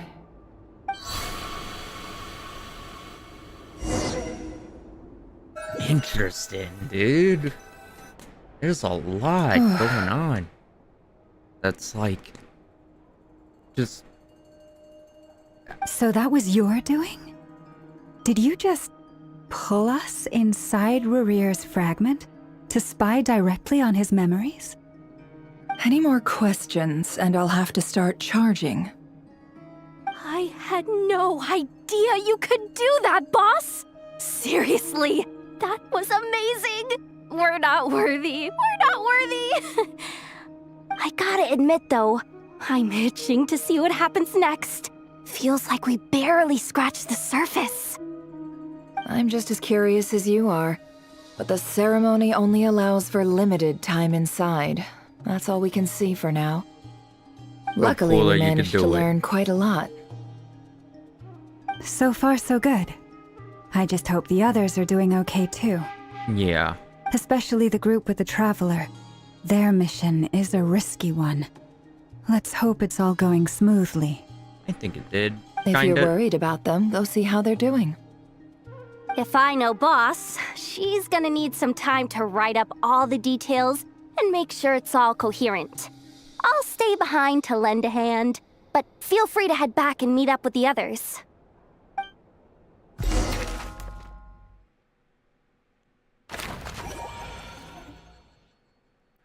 Thunder. Get it? I'm sorry. Oh, they've been prowling around for nearly 2 days now. These things just won't quit. Oh, they might not have seen us yet, but with them constantly sweeping the area, our way out is completely blocked. We'll just have to sneak past. Nice and quietly. Oh, that's never gonna work. One little slip up and it's game over.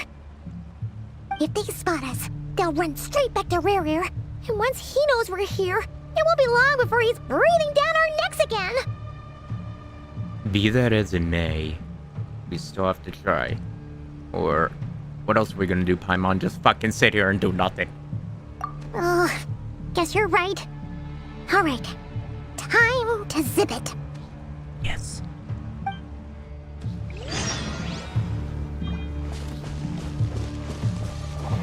Quick, hide! We almost got spotted! Phew, that was a close call.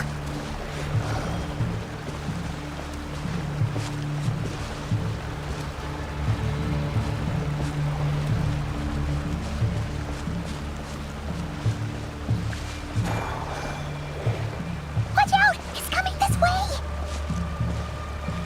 Stop changing my fucking camera! Keep going. We're nearly there. This is the final hurdle.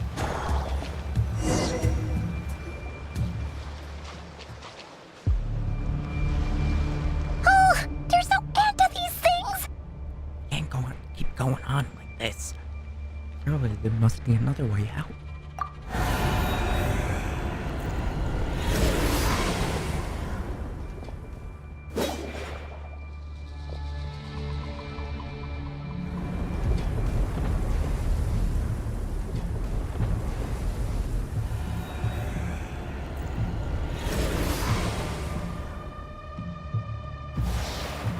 Fire. Fire. Fire?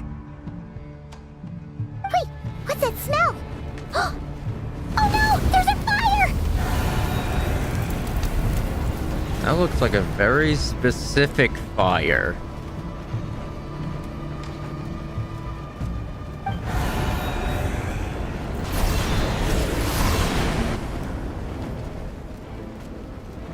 That was quick.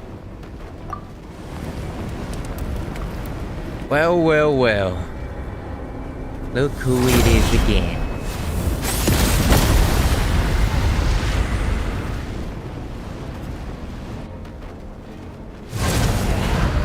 Sandrone was right. You look weak, Columbina. Hello, Mommy. I mean, Mommy. Arlecchino. The old you would never have let such lowly creatures bar your way. Word has it that you did something for the Tsaritsa, and that's why you've lost most of your power. Freedom comes at a heavy price, doesn't it? It's Arlecchino! You came! I came. I'm sorry. Jesus Christ. Kill yourself, me. Hello again, Columbina. And greetings, guests of the House of the Hearth. It's been a while, Arlecchino.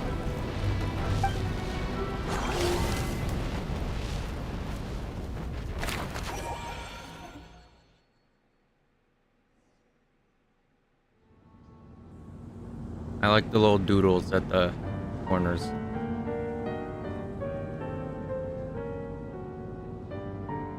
It's like they were just Stupid drawing right here of like stupid little Solnari. sketches and then just Ugh, put 'em in. whatever. I've got all the data I need. Next time we meet, you're finished.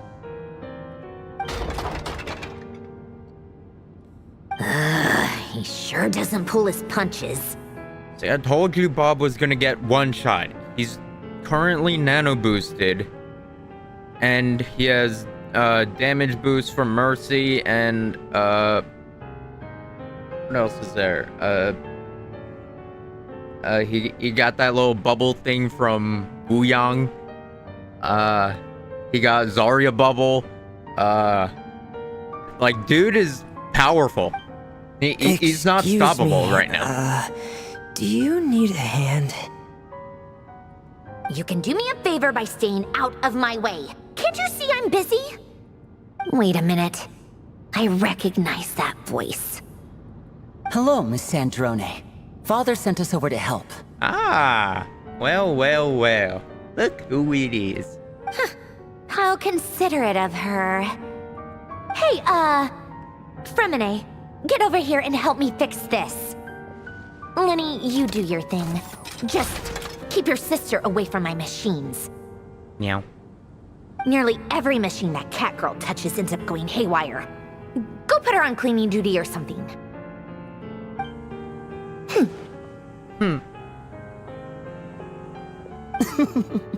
Then let's start downstairs.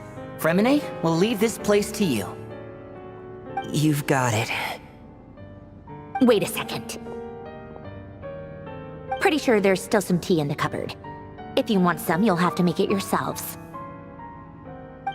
Who cares about him?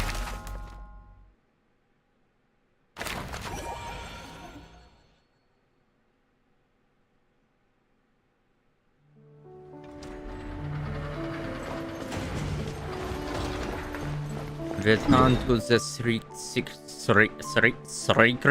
What the fuck is a secret? That's like I don't know. Sounds like a dessert. You guys want some secrets?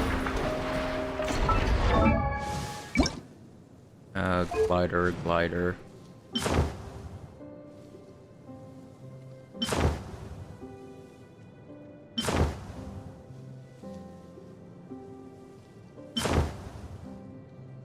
I feel like the Xbox one fits more. Because it's more of the darker greens. Yeah. And then the white on it matches it. Yeah, that is banger.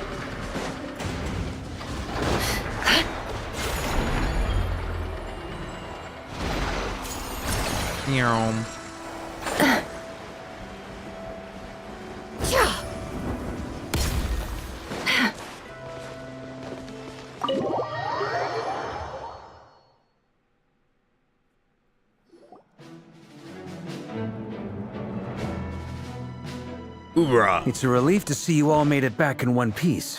What's up, gang? Huh? Feels like there's quite a few people missing. Where's Flint's and the others?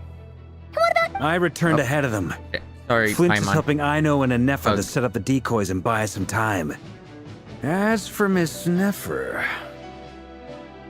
Boss is still wrapping things up on her end. She sent us back to fill you all in on the top secret intel we've been gathering. I see. Then let's get right into it. But first, who do we have here? You brought someone else in to help? Greetings. I was invited here to help as a longtime Tea Party companion of Columbina's. You may call me Arlecchino. Surely it can't be. Those eyes. Oh, where have I seen them before? Wait, of course. In those memories we just saw. The only Arlecchino I know is the fourth of the Fatui Harbingers. So either you share a pretty uncommon name, or you're more than just a Tea Party buddy. You are well informed, Grandmaster. A man from Mondstadt living all the way out here in Nod-krai, and yet the people and affairs of Snezhnaya seem to hold a special place in your heart. Oh, the feeling's mutual. Sounds like you know all about who I am, too. I don't know why, but seeing Varka, it actually feels like we got a man in Genshin. Like, a real man. I don't know. A Fatui Harbinger. I don't know, all the other ones just seem like younger dudes. Yeah, atmosphere in here just got really tense. Guess we can't just start trusting Fatui Harbingers, even at a time like this. I must admit, though, I'm a little curious. Seeing as the moon goddess no longer belongs to the Fatui, what makes you so willing to put your neck on the line here? Nor does nod-krai belong to Mondstadt, Mr. Varka. Yet still, you're fighting for it all the same. Things don't always have to have a tangible payoff. Sometimes, stopping things from spiraling out of control is a higher priority than chasing the spoils of victory. Of course, I can't say there's nothing in it for me at all. But that's between Columbina and myself. Arlecchino was instrumental in helping us save the whole of Fontaine, so very confident we could trust her. And she fucking kicked my ass pretty bad. Forgive me. I don't mean to doubt you.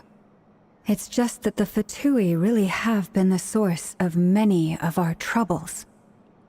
We have our own way of doing things here in nod-krai. But ever since they arrived, the Fatui have treated us with nothing but hostility. I understand that too. I know there's been a lot of bad blood between us in the past. I've done my utmost to avoid friction whenever I could. But sometimes fundamental conflicts of interest simply can't be settled amicably. That's why I'm here solely in a personal capacity. This has nothing to do with the Fatui. As a gesture of good faith, I'll be frank. I can help Columbina track down the iridescent moon's marrow, which will help her restore more of her power. Anyway, what else is on the agenda? Let's begin. She says she'll be frank, then completely skips over the details. Looks like she doesn't want to give away too many secrets after all. But she clearly wants to change the subject. It'd be awkward if I tried to bring it up again now. I guess we'll just have to go along with it. She's the fourth of the Fatui Harbingers after all. One look and you can tell she's not someone you'd want to mess with.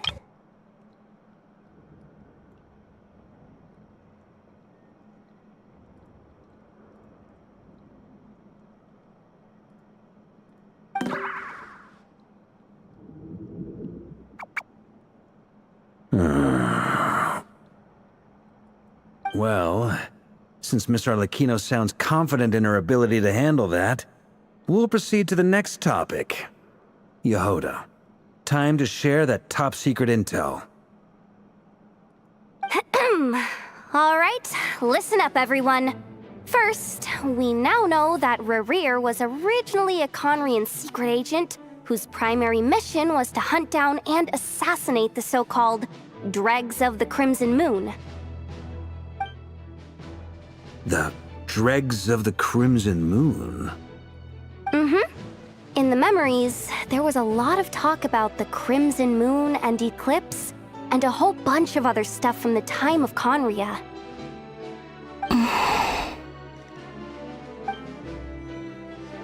To my knowledge, those were the names of two different Conrian dynasties. Long, long ago, it is said that the people of Conria worshipped the Crimson Moon, drawing a mysterious power from its reflection. But one day, a coup saw the Crimson Moon eclipsed, hence the name of the new dynasty that replaced it, and how it became the new emblem of Conria. Still, long after the Crimson Moon dynasty had fallen, the last ruler of the Eclipse dynasty, the Vinster King, still coveted the secrets it left behind. So, he sent the Rehir of Solnari to secretly hunt down the Crimson Moon's few remaining followers. In those days, Rerir showed no signs of madness. In fact, he was as normal as any other person. Oh, and he had a fiancé, or at least a would-be fiancé, called Tholindis. Tholindis? What's the matter? Just after Rerir regained his body, he did call out that name. Verfnir. Granddaughter! Flinders!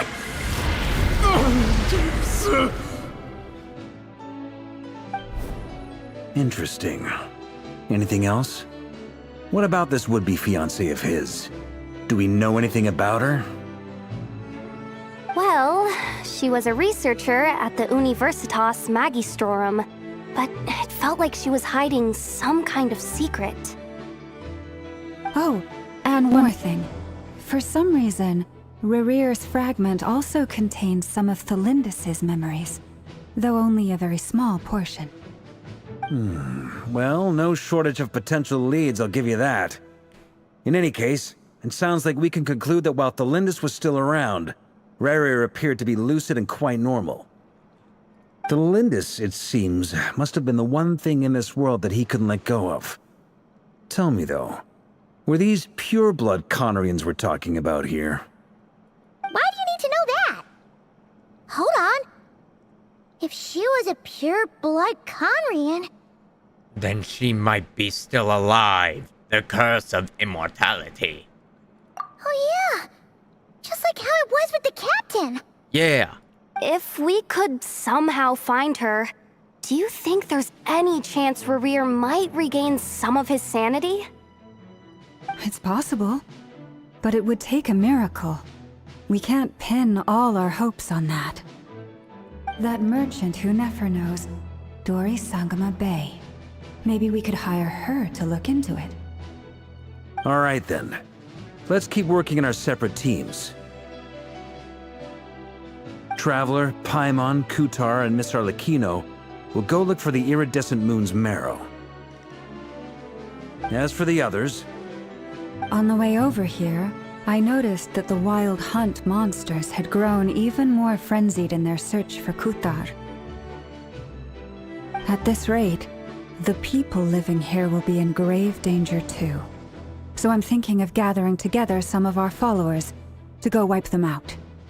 I'll head back to the curatorium and meet up with the boss. Feels good knowing we've all got something to be getting on with. Given that the Wild Hunt has been a lot more active lately, the Lightkeepers have likely begun their own operations too. If that is the case, someone will need to pass the news on to Flint's. I'll hold the fort for now, then discuss our next move with Flint's, Aino, and Anefa when they get back. All right then. Well, the clock's ticking. If that's everything, we'll be on our way. We'd better get moving too. We'll try to buy you as much time as we can. Relax. Just do your thing. I decided to call in some backup since things are getting so hairy. Our reinforcements should be here any minute now. Stay safe, everyone. Dismissed. Aye, aye.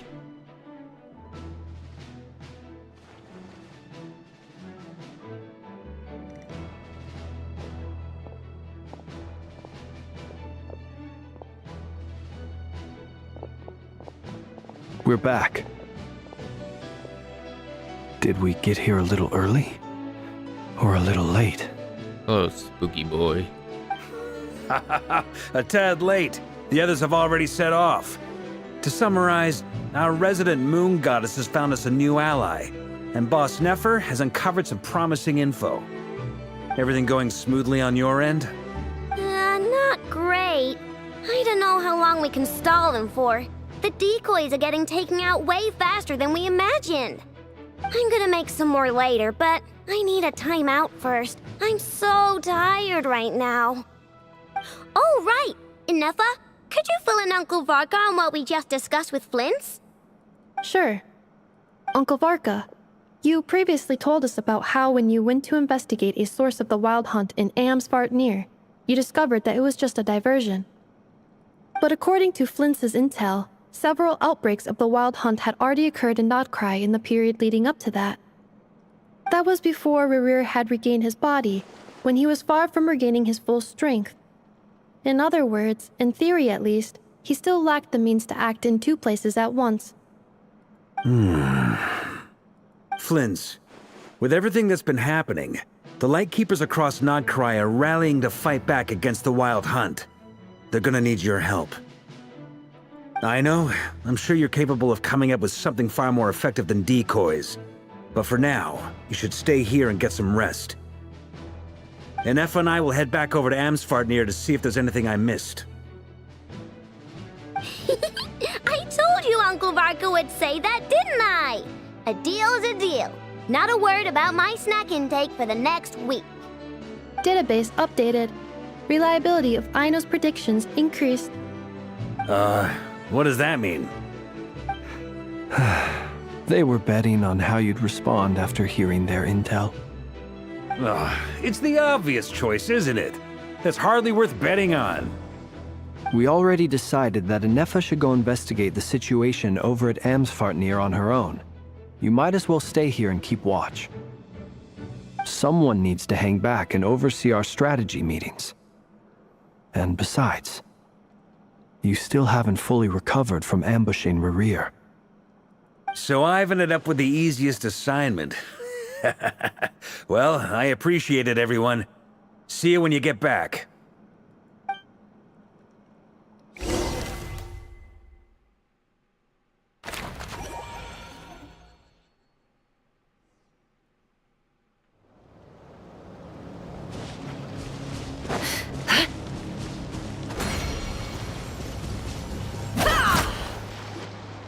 Here, this will serve as a good spot to cross over.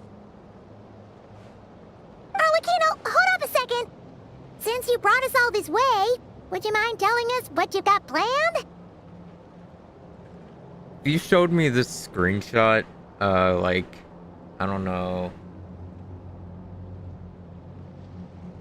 like 4 years ago? Or, no, 3 years ago? I would not believe that this would ever happen. Like, it's weird. Like, two harbingers that we were supposed to avoid. Now we're just friends with them. We still haven't got the slightest idea what's going on here. And if even Columbina doesn't know where the iridescent moon's marrow is, how do you? Simple. Because I am an inheritor of the royal bloodline of the Crimson Moon, and one of the last surviving embers of the Two Worlds Flames. Huh? Are you serious? As in, you're a descendant of that Crimson Moon dynasty we were just talking about? The one from ancient Conria? Your surprise is understandable. I was also taken aback when I first learned of it.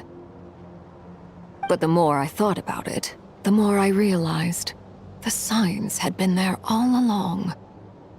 When I was young, I discovered I could wield a very special kind of fire. It coursed like blood through my veins and smoldered away inside my nerves. What's more, whenever I experienced strong bursts of emotion or drew too deeply on this power, it was like some kind of presence within the fire would begin to gnaw away at me, consuming me from the inside out. Your hands. Exactly. That is why my hands are like this too. At first, I saw it only as a curse, but once I became a harbinger, the jester apprised me of the truth. Together with my own investigations over the past few years, there are several things that I have gradually come to understand. For instance, take the so-called Crimson Moon. In truth, it is nothing more than the shattered remnants of the iridescent moon, fused with the abyss to prolong its lifespan. Since this blood flame was bestowed upon me by the Crimson Moon, it is a fusion of the iridescent moon's former power and the corruption of the abyss. You all understand the nature of the abyss well enough. I draw upon its power, and in return, it hungers for my soul. This strange blackness is the mark of corruption it has left behind. If I recall correctly, you once told me that if the corruption ever made it to your heart, you'd become a completely different person. Yes, and that's the reason I'm always careful not to push my power too far. It's essentially a never-ending tug of war. What if her version of being corrupted is she becomes cute instead of hot. Oh, sounds intense. Anyway, the rest of my story can wait. Is there anything else about the Crimson Moon or the Iridescent Moon that you're unclear about? Paimon has a question. So, the Crimson Moon that the Karians used to worship was actually the Iridescent Moon, right? Which was one of the three Moon Sisters. Does that mean that the Karians were to the Crimson Moon as the Frost Moon Scions are to the Frost Moon? So much of that history has been lost. We have no way of knowing exactly what they were like. But I would suspect that the Conrians weren't as devout in their moon worship as it might appear. The iridescent moon's remains simply served as their link to the Abyss. Later on, perhaps someone discovered a way to make direct contact with the Abyss. Or maybe there was some kind of ideological divide. Either way, a dissenting faction staged a coup and drove out the royal heirs of the Crimson Moon dynasty. Still, even with the dark sun looming high overhead, the Crimson Moon's glow never truly faded. If you want living proof, it's standing right before you. The first time we met, I sensed something familiar in your presence. When I looked at you, I felt I could see that mysterious red moon in the corner of my eye. In your flames, I saw its broken image, surrounded by a strange black aura. Well, I appreciate that you kept it to yourself. Much about the Crimson Moon is still a mystery, and I'd prefer not to end up as the object of an insane research project. Anyway, time is against us here, so if there's any other questions, they'll have to wait.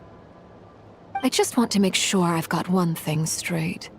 In her letter, Sandrone mentioned that since you are unable to contain the iridescent moon's marrow yourself, you intend to leave it in my custody, correct? That's right. For now, it's the only way I can pay you back for your help. The iridescent moon is already part of who you are, so with its marrow in your possession, you'll be even more powerful than before. Deal. Then let's get started. Get what started? What does this place have to do with the Crimson Moon? When I first became a Harbinger, the Jester gave me a book called Paranhari, also known as Leobranto Inamorato. Hey. What language is that? You should be able to buy a copy next time you're in Fontaine. It's a love story set in the Crimson Moon era. But setting aside the tangled romances of its characters, it also records a few interesting details. In the Crimson Moon era, or so the story goes, there was an orphanage that received children from beyond the bounds of this world, and subjected them to a peculiar induction ceremony. Beyond the bounds of this world? For real?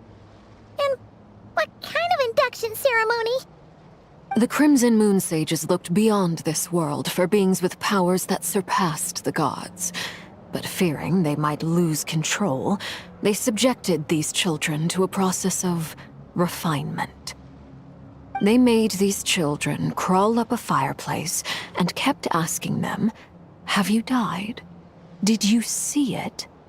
Until they finally admitted to having died and seen a crimson moon. The adults embraced the children who passed the ritual, telling them, "Within the fireplace, you have traversed the flames between two worlds. Here and now, you are born anew." The book leaves much unsaid, but I suspect that this was their way of branding the children they had enrolled, leaving an indelible mark upon them so that they would forever live in the Crimson Moon's light. That explains why I can't sense the Crimson Moon's marrow in this world. It makes sense that it would be sealed in a special space that can only be accessed temporarily through some kind of ritual. fireplace here. Do you see a chimney anywhere? Oh, are we supposed to build it ourselves? Okay, fine. Paimon will go find some bricks. That won't be necessary. The fireplace is purely symbolic. The key to the ritual is crossing the flames between two worlds. In other words, the flames that burn within me. Those burned away by such flames leave behind a kind of ghostly afterimage in the world. In the days of Conria, people believed they could be used to bridge the gap between the two worlds of life and death. In short, I can open a passage to that space for you. That's the easy part. The catch is I'll need to stay on this side to keep the passage open, so I won't be able to come with you. Once you're inside, you'll have to find your own way. Alright. We got this. Very well. Then I'll open it up. Traveler, spare me a little more moonlight if you would. I may need it.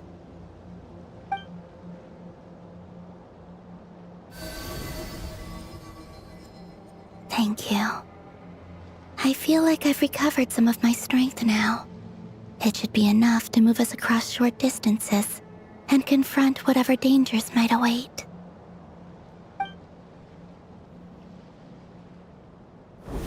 Pretty cool that we got Enderman powers. Mistress of the seven hues of ages past, great mother of the present, crimson-clad sovereign of the two realms, by fire severed, by fire renewed. I offer myself now and beseech your descent.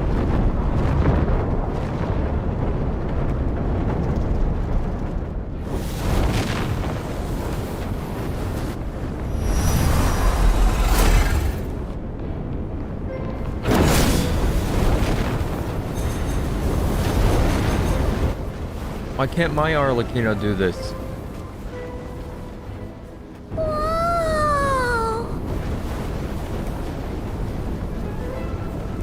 One word of advice.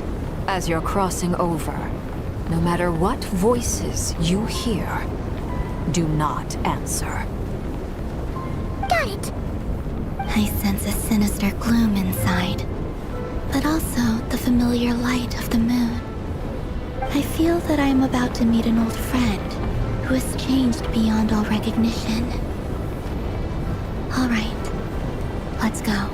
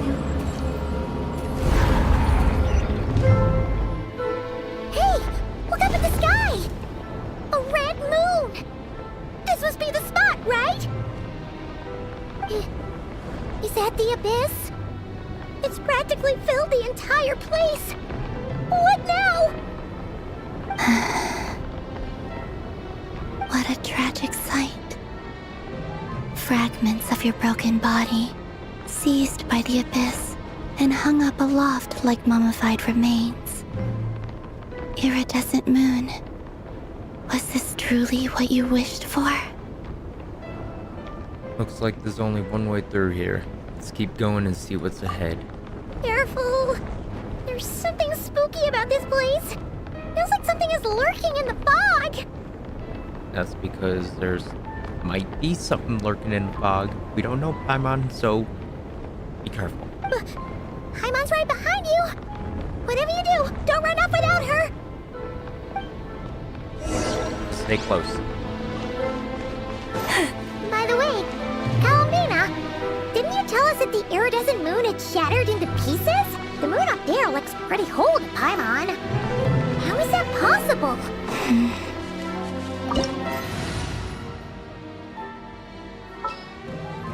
I don't know what I'm gonna need.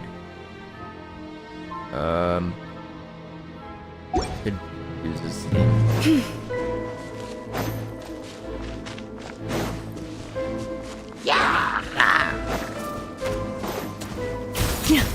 Allow me! Positions! Branch into song.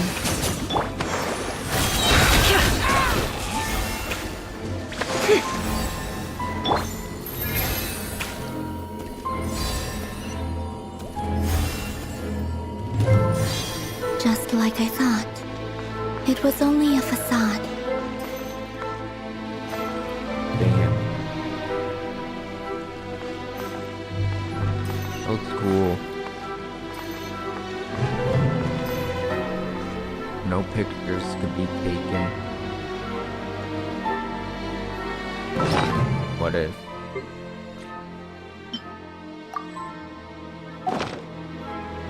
Fuck.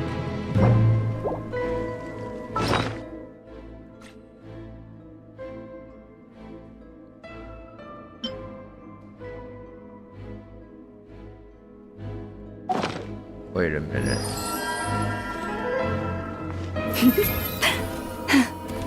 Is this even worth it?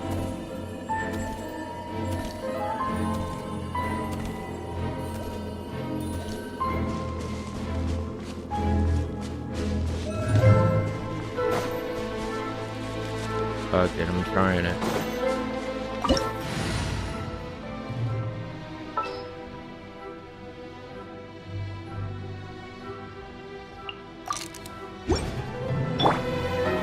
Say cheese! I can do it. Perfect.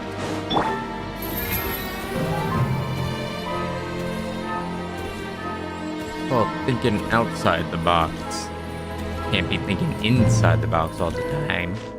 Ignore the voice crack.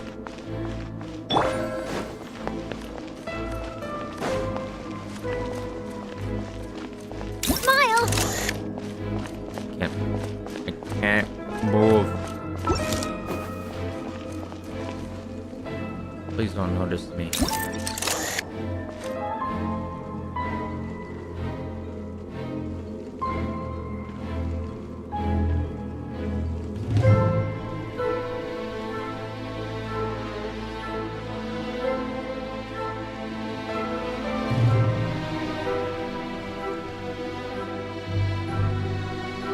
Should I kill them first?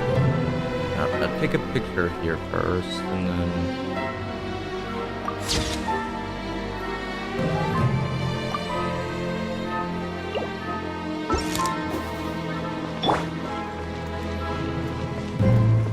Let's move out. Hold the line! Lush as the moonlight. It all adds up. Time to come clean. It all falls into place.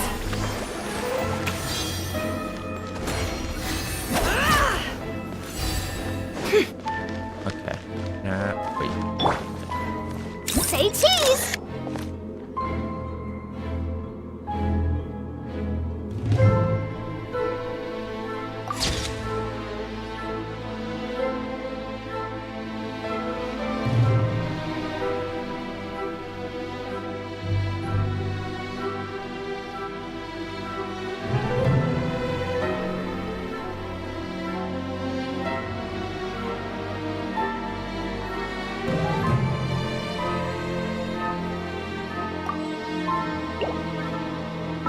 All right.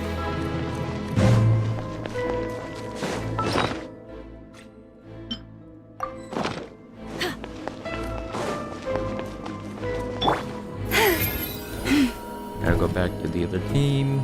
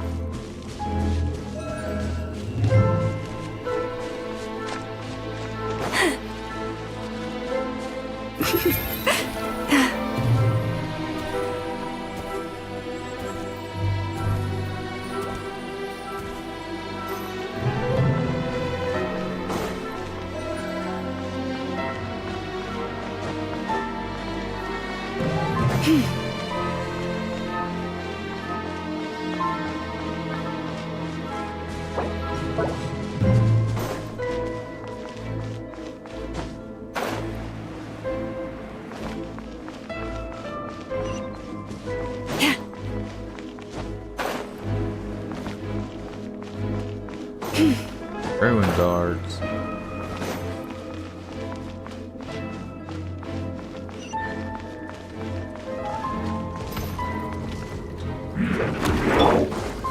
Very cool. Allow me! A fresh here! Branches a song. Can't hide the truth. Time to come clean.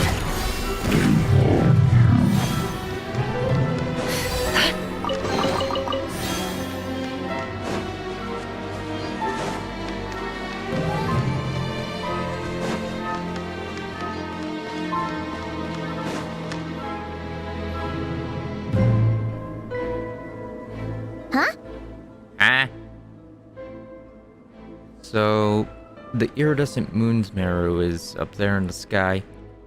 Huh? For real? That's way too high! There's no way we'll be able to reach it!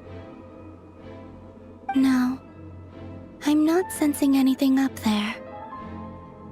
It's coming from under the mountain. Under? Let's see... Ah! There's some kind of weird shadow over the water! That's that ship from the chasm. Remember, Paimon? Wait, see that? Looks like a mechanism of some sort. Let's check it out!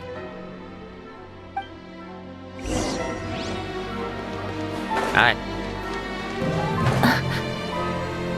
Well, it makes sense that it's kind of like the chasm, because the abyss was... the chasm was riddled with the abyss.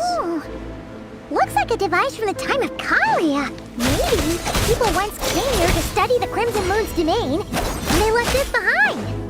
Oh, if we could activate it, we might find some clues.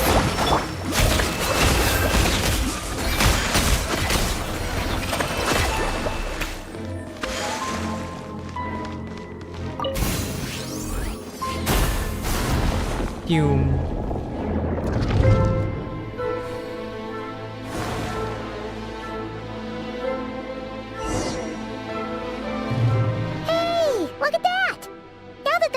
Running, the shadow in the water looks different.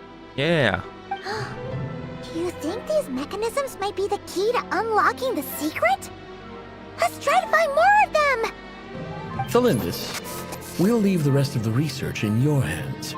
We'll be heading back now. I hope this isn't ruining date night. Ugh. Mind your own business. Just leave me some snacks on the table. Thalindis? Is that Rerear's girlfriend? How come we're hearing her voice here? Didn't Nefer previously mention that she was the researcher at the Universitas Magistrorum? Oh yeah! So, do you think she was studying this strange space all along?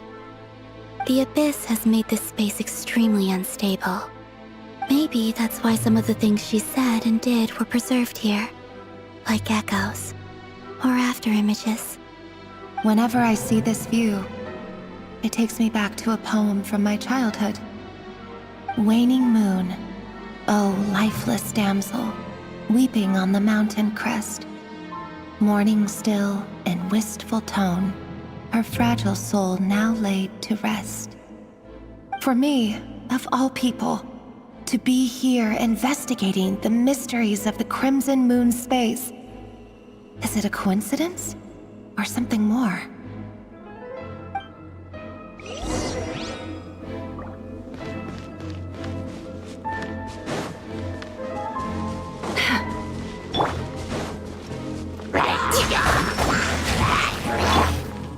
Lush as the moonlight, They died too quick.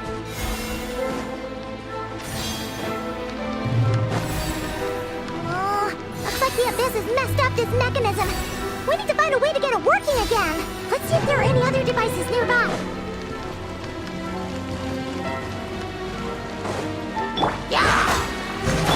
Receive my blessing.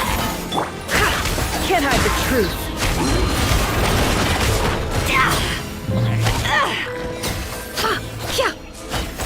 No more lies. Allow me. You poor last lamb.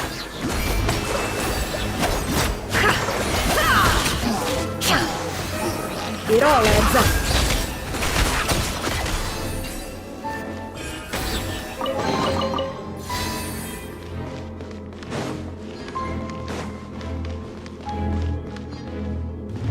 Beep beep.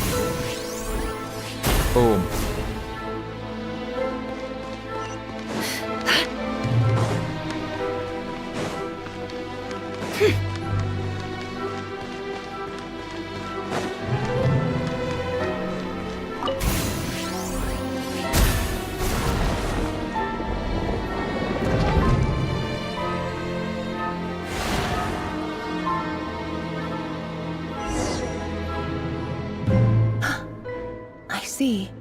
So the moon marrow, or rather the power of the 3 moons, is the key to unlocking.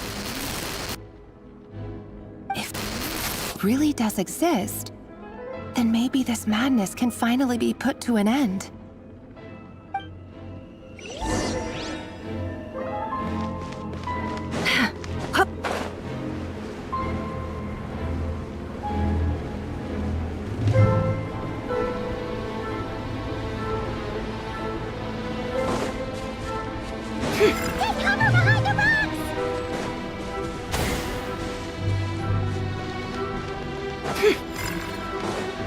Can't shoot me.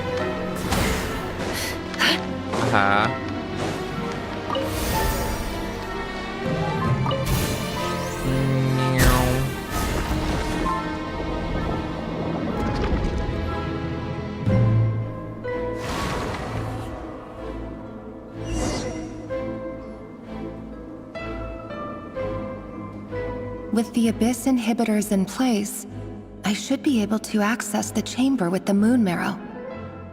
Oh, Rerir, with every step you take, you're drifting further from what you truly desire. But you're not the root of the problem. Ever since that outsider set foot in Conria, the Vinster King has sunken deeper into madness.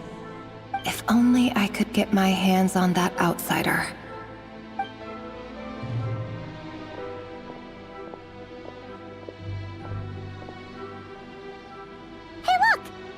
Reflection is back to normal.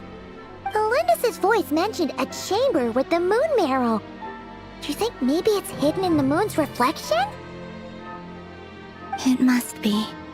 For within it, I sense the fragile aura of a dying soul. Then there's no time to lose! Let's go!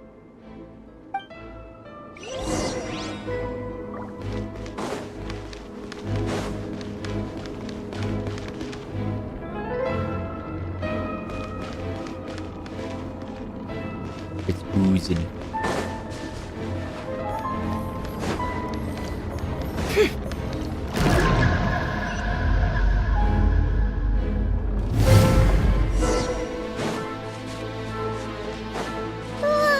These things are so creepy! Looks like we'll have to destroy them if we want to get to the iridescent moon's marrow! No more lies.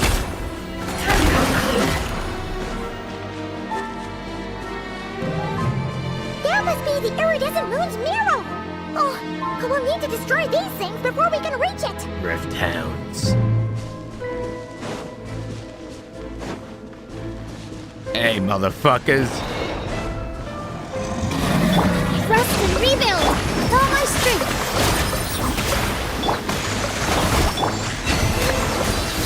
It all adds up.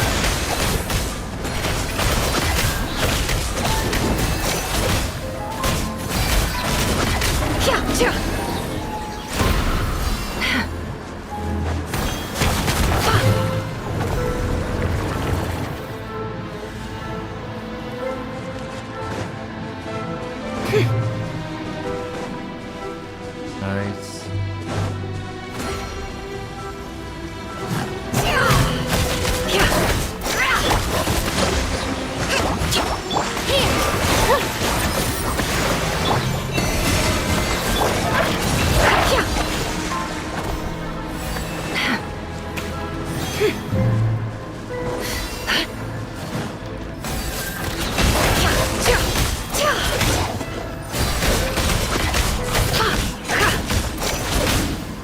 Allow me!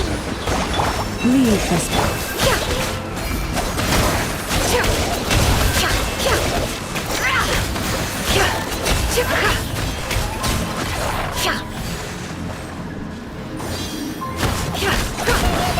We're so close! We got this. Light work. With one heart, we pray. Hold the line! The mystery unravels. Can't hide the truth.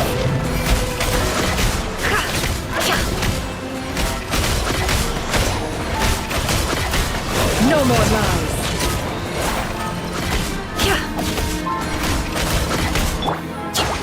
Positions!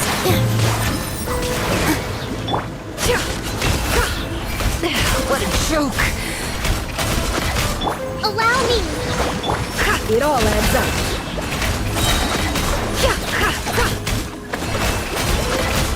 No more lies. Time to come clean.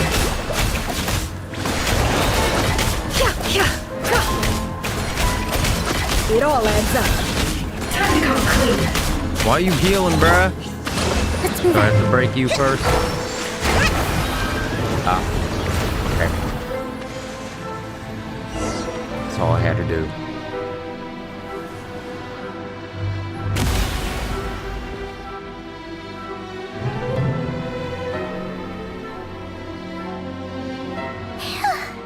We finally did it! The iridescent moon's marrow, still burning away like an undying flame, yet now contaminated by the abyss. It has taken on a new form entirely. If we can purify the abyssal power within, we should be able to obtain its untainted essence. Leave it to me. Good at purifying things.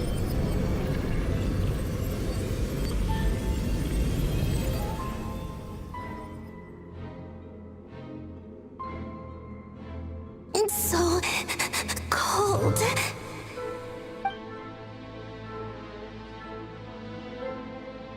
Is it you? Are you here? Huh? Are you talking to us? At long last, I can see you once more. Our fates have crossed, and I am finally free. I'm sorry, I lied to you. Even knowing what was to come, I still couldn't let go of the fear in my heart as death drew near. The moment the moon shattered, my body began to split apart piece by piece. Like I was being cut into pieces by 1,000 blunt blades. My thoughts scattered as the cold crept in. But I could not bear to fade away like that. Tell me, what was it that brought you to us all that time ago? If only I had possessed your courage, then I might have been spared this torment more painful than death. You look so puzzled. That's how I felt too when I first saw you. But trust me when I say that everything happens for a reason. Farewell, Hypo.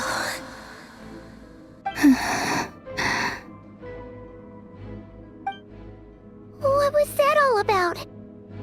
Was that the goddess of the iridescent moon? Oh, it sounded like she was speaking to a long-lost friend. But none of us have ever met her before, right? Perhaps. She took me for the goddess of the frost moon she once knew. For a fading soul like hers, Our auras must be too similar to tell apart. But anyway, we've got the iridescent moon's marrow now. That should help you regain your strength, right? Alright, time to leave this place and meet back up with Arlecchino. Let's go! It's so unfortunate Earth only has one major moon. That's odd. This place looks different than when we came in. Waning moon. Huh? Oh, lifeless damsel. Oh.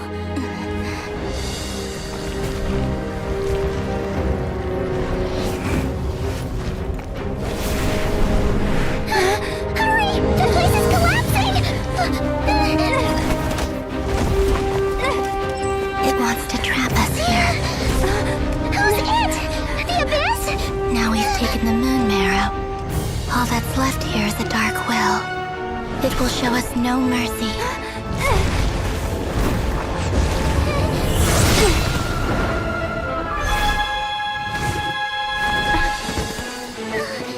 Give it back!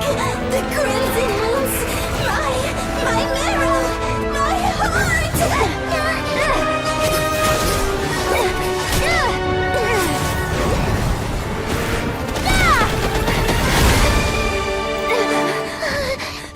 Finally!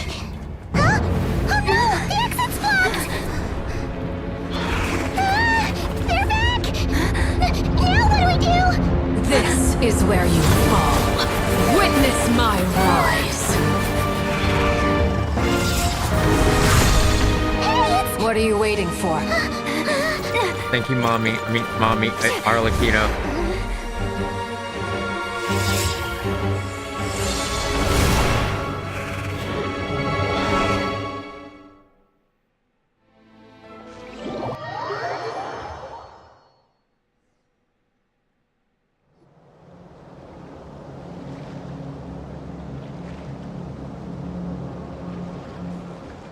Oh, we made it!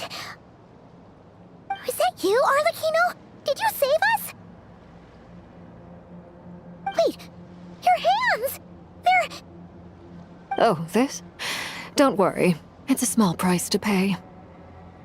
The Abyss wanted to trap you inside, and I defied its will by bringing you out. No wonder it's a little angry. Is there anything I could do in return? If I can purify the abyssal power, then maybe... No. I have paid the price, albeit a small one, and it cannot be undone. My hands have already fused with the Abyss. Purification would simply destroy whatever's left of them. But surely... Oh... We're so sorry, Arlecchino. Paimon can't believe you'd make a sacrifice like this for us. As much as I'd like to call it a favor, the truth is I was simply holding up my end of the deal. Well, Columbina. Yes, you did your part. And as promised, I will leave the iridescent moon's marrow in your care. From this day forth, may the two worlds' flames burn ever more brightly.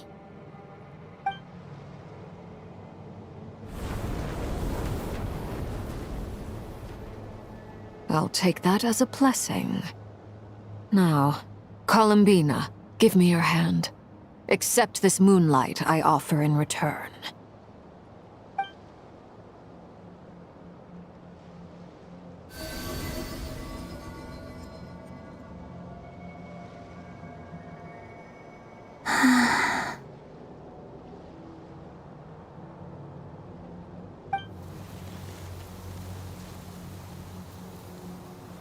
Feeling stronger?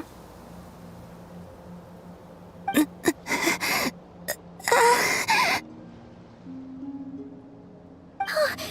Columbina! Are you okay? I'm fine. Our powers are a little at odds, that's all. By the Frost Moon's authority alone, wielding the power of the other moons was always going to be a stretch. Still, I think it's fair to say that your strength has returned, at least to the level it was at as Third Harbinger. It's still not enough. There's no way I can hope to challenge Rayrir like this. Just one more ray of moonlight, if you would. Please, Columbina, don't push yourself too hard. It's okay. I can take it.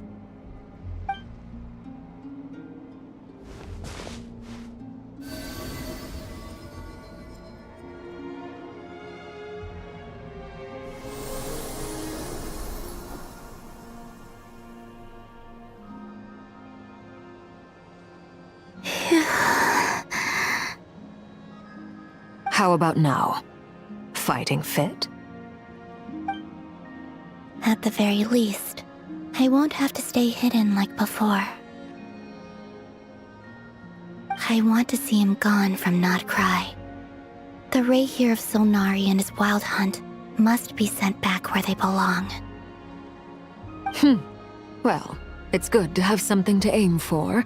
You certainly seem more alive now than you did earlier. When I first met you, you didn't strike me as a ray of moonlight. More like a wisp of fog drifting in from who knows where, ready to scatter at the first sign of a breeze.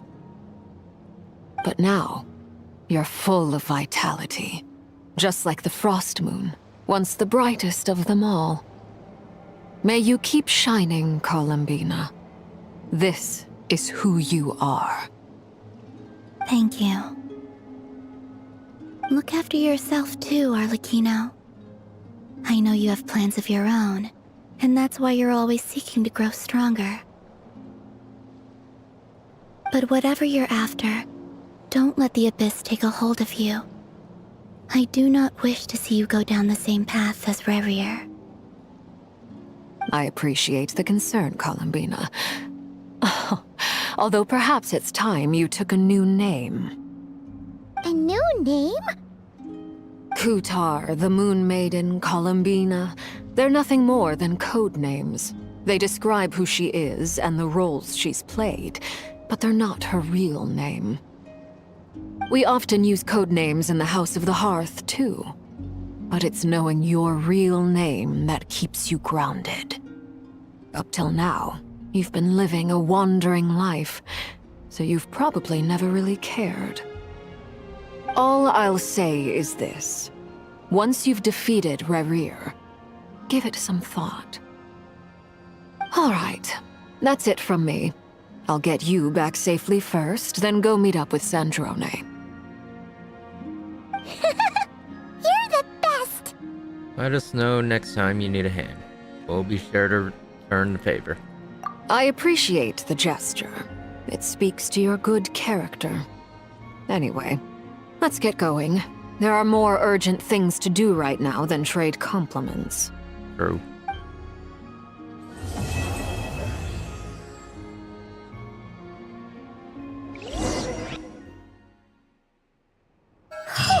It was a close call, but we got the iridescent moon's marrow and restored Columbina's strength, and that's all that matters.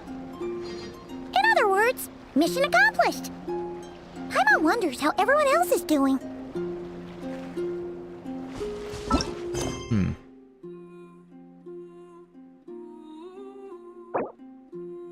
Do it tomorrow.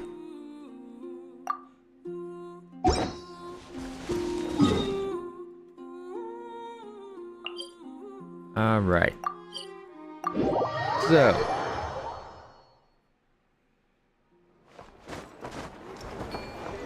Tomorrow we have second part.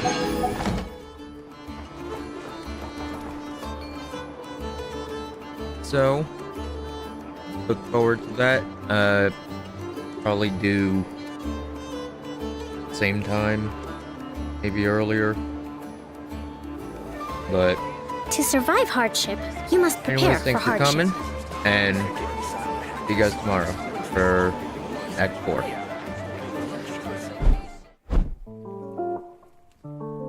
Yo, pass the blind.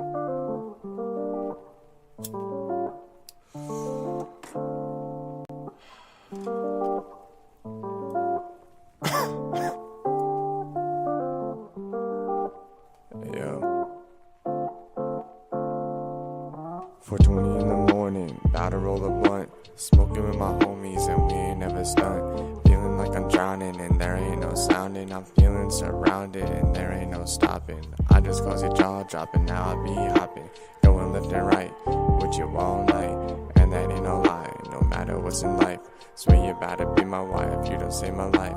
Making me check twice, now I'ma roll the die. It's a snake of eyes, we in different states, but I don't seem to hesitate. I just wanna cuddle late in the night. You're my light, take a hit, now you sit on my lap, cause you're my cat. I'll love you more than anything.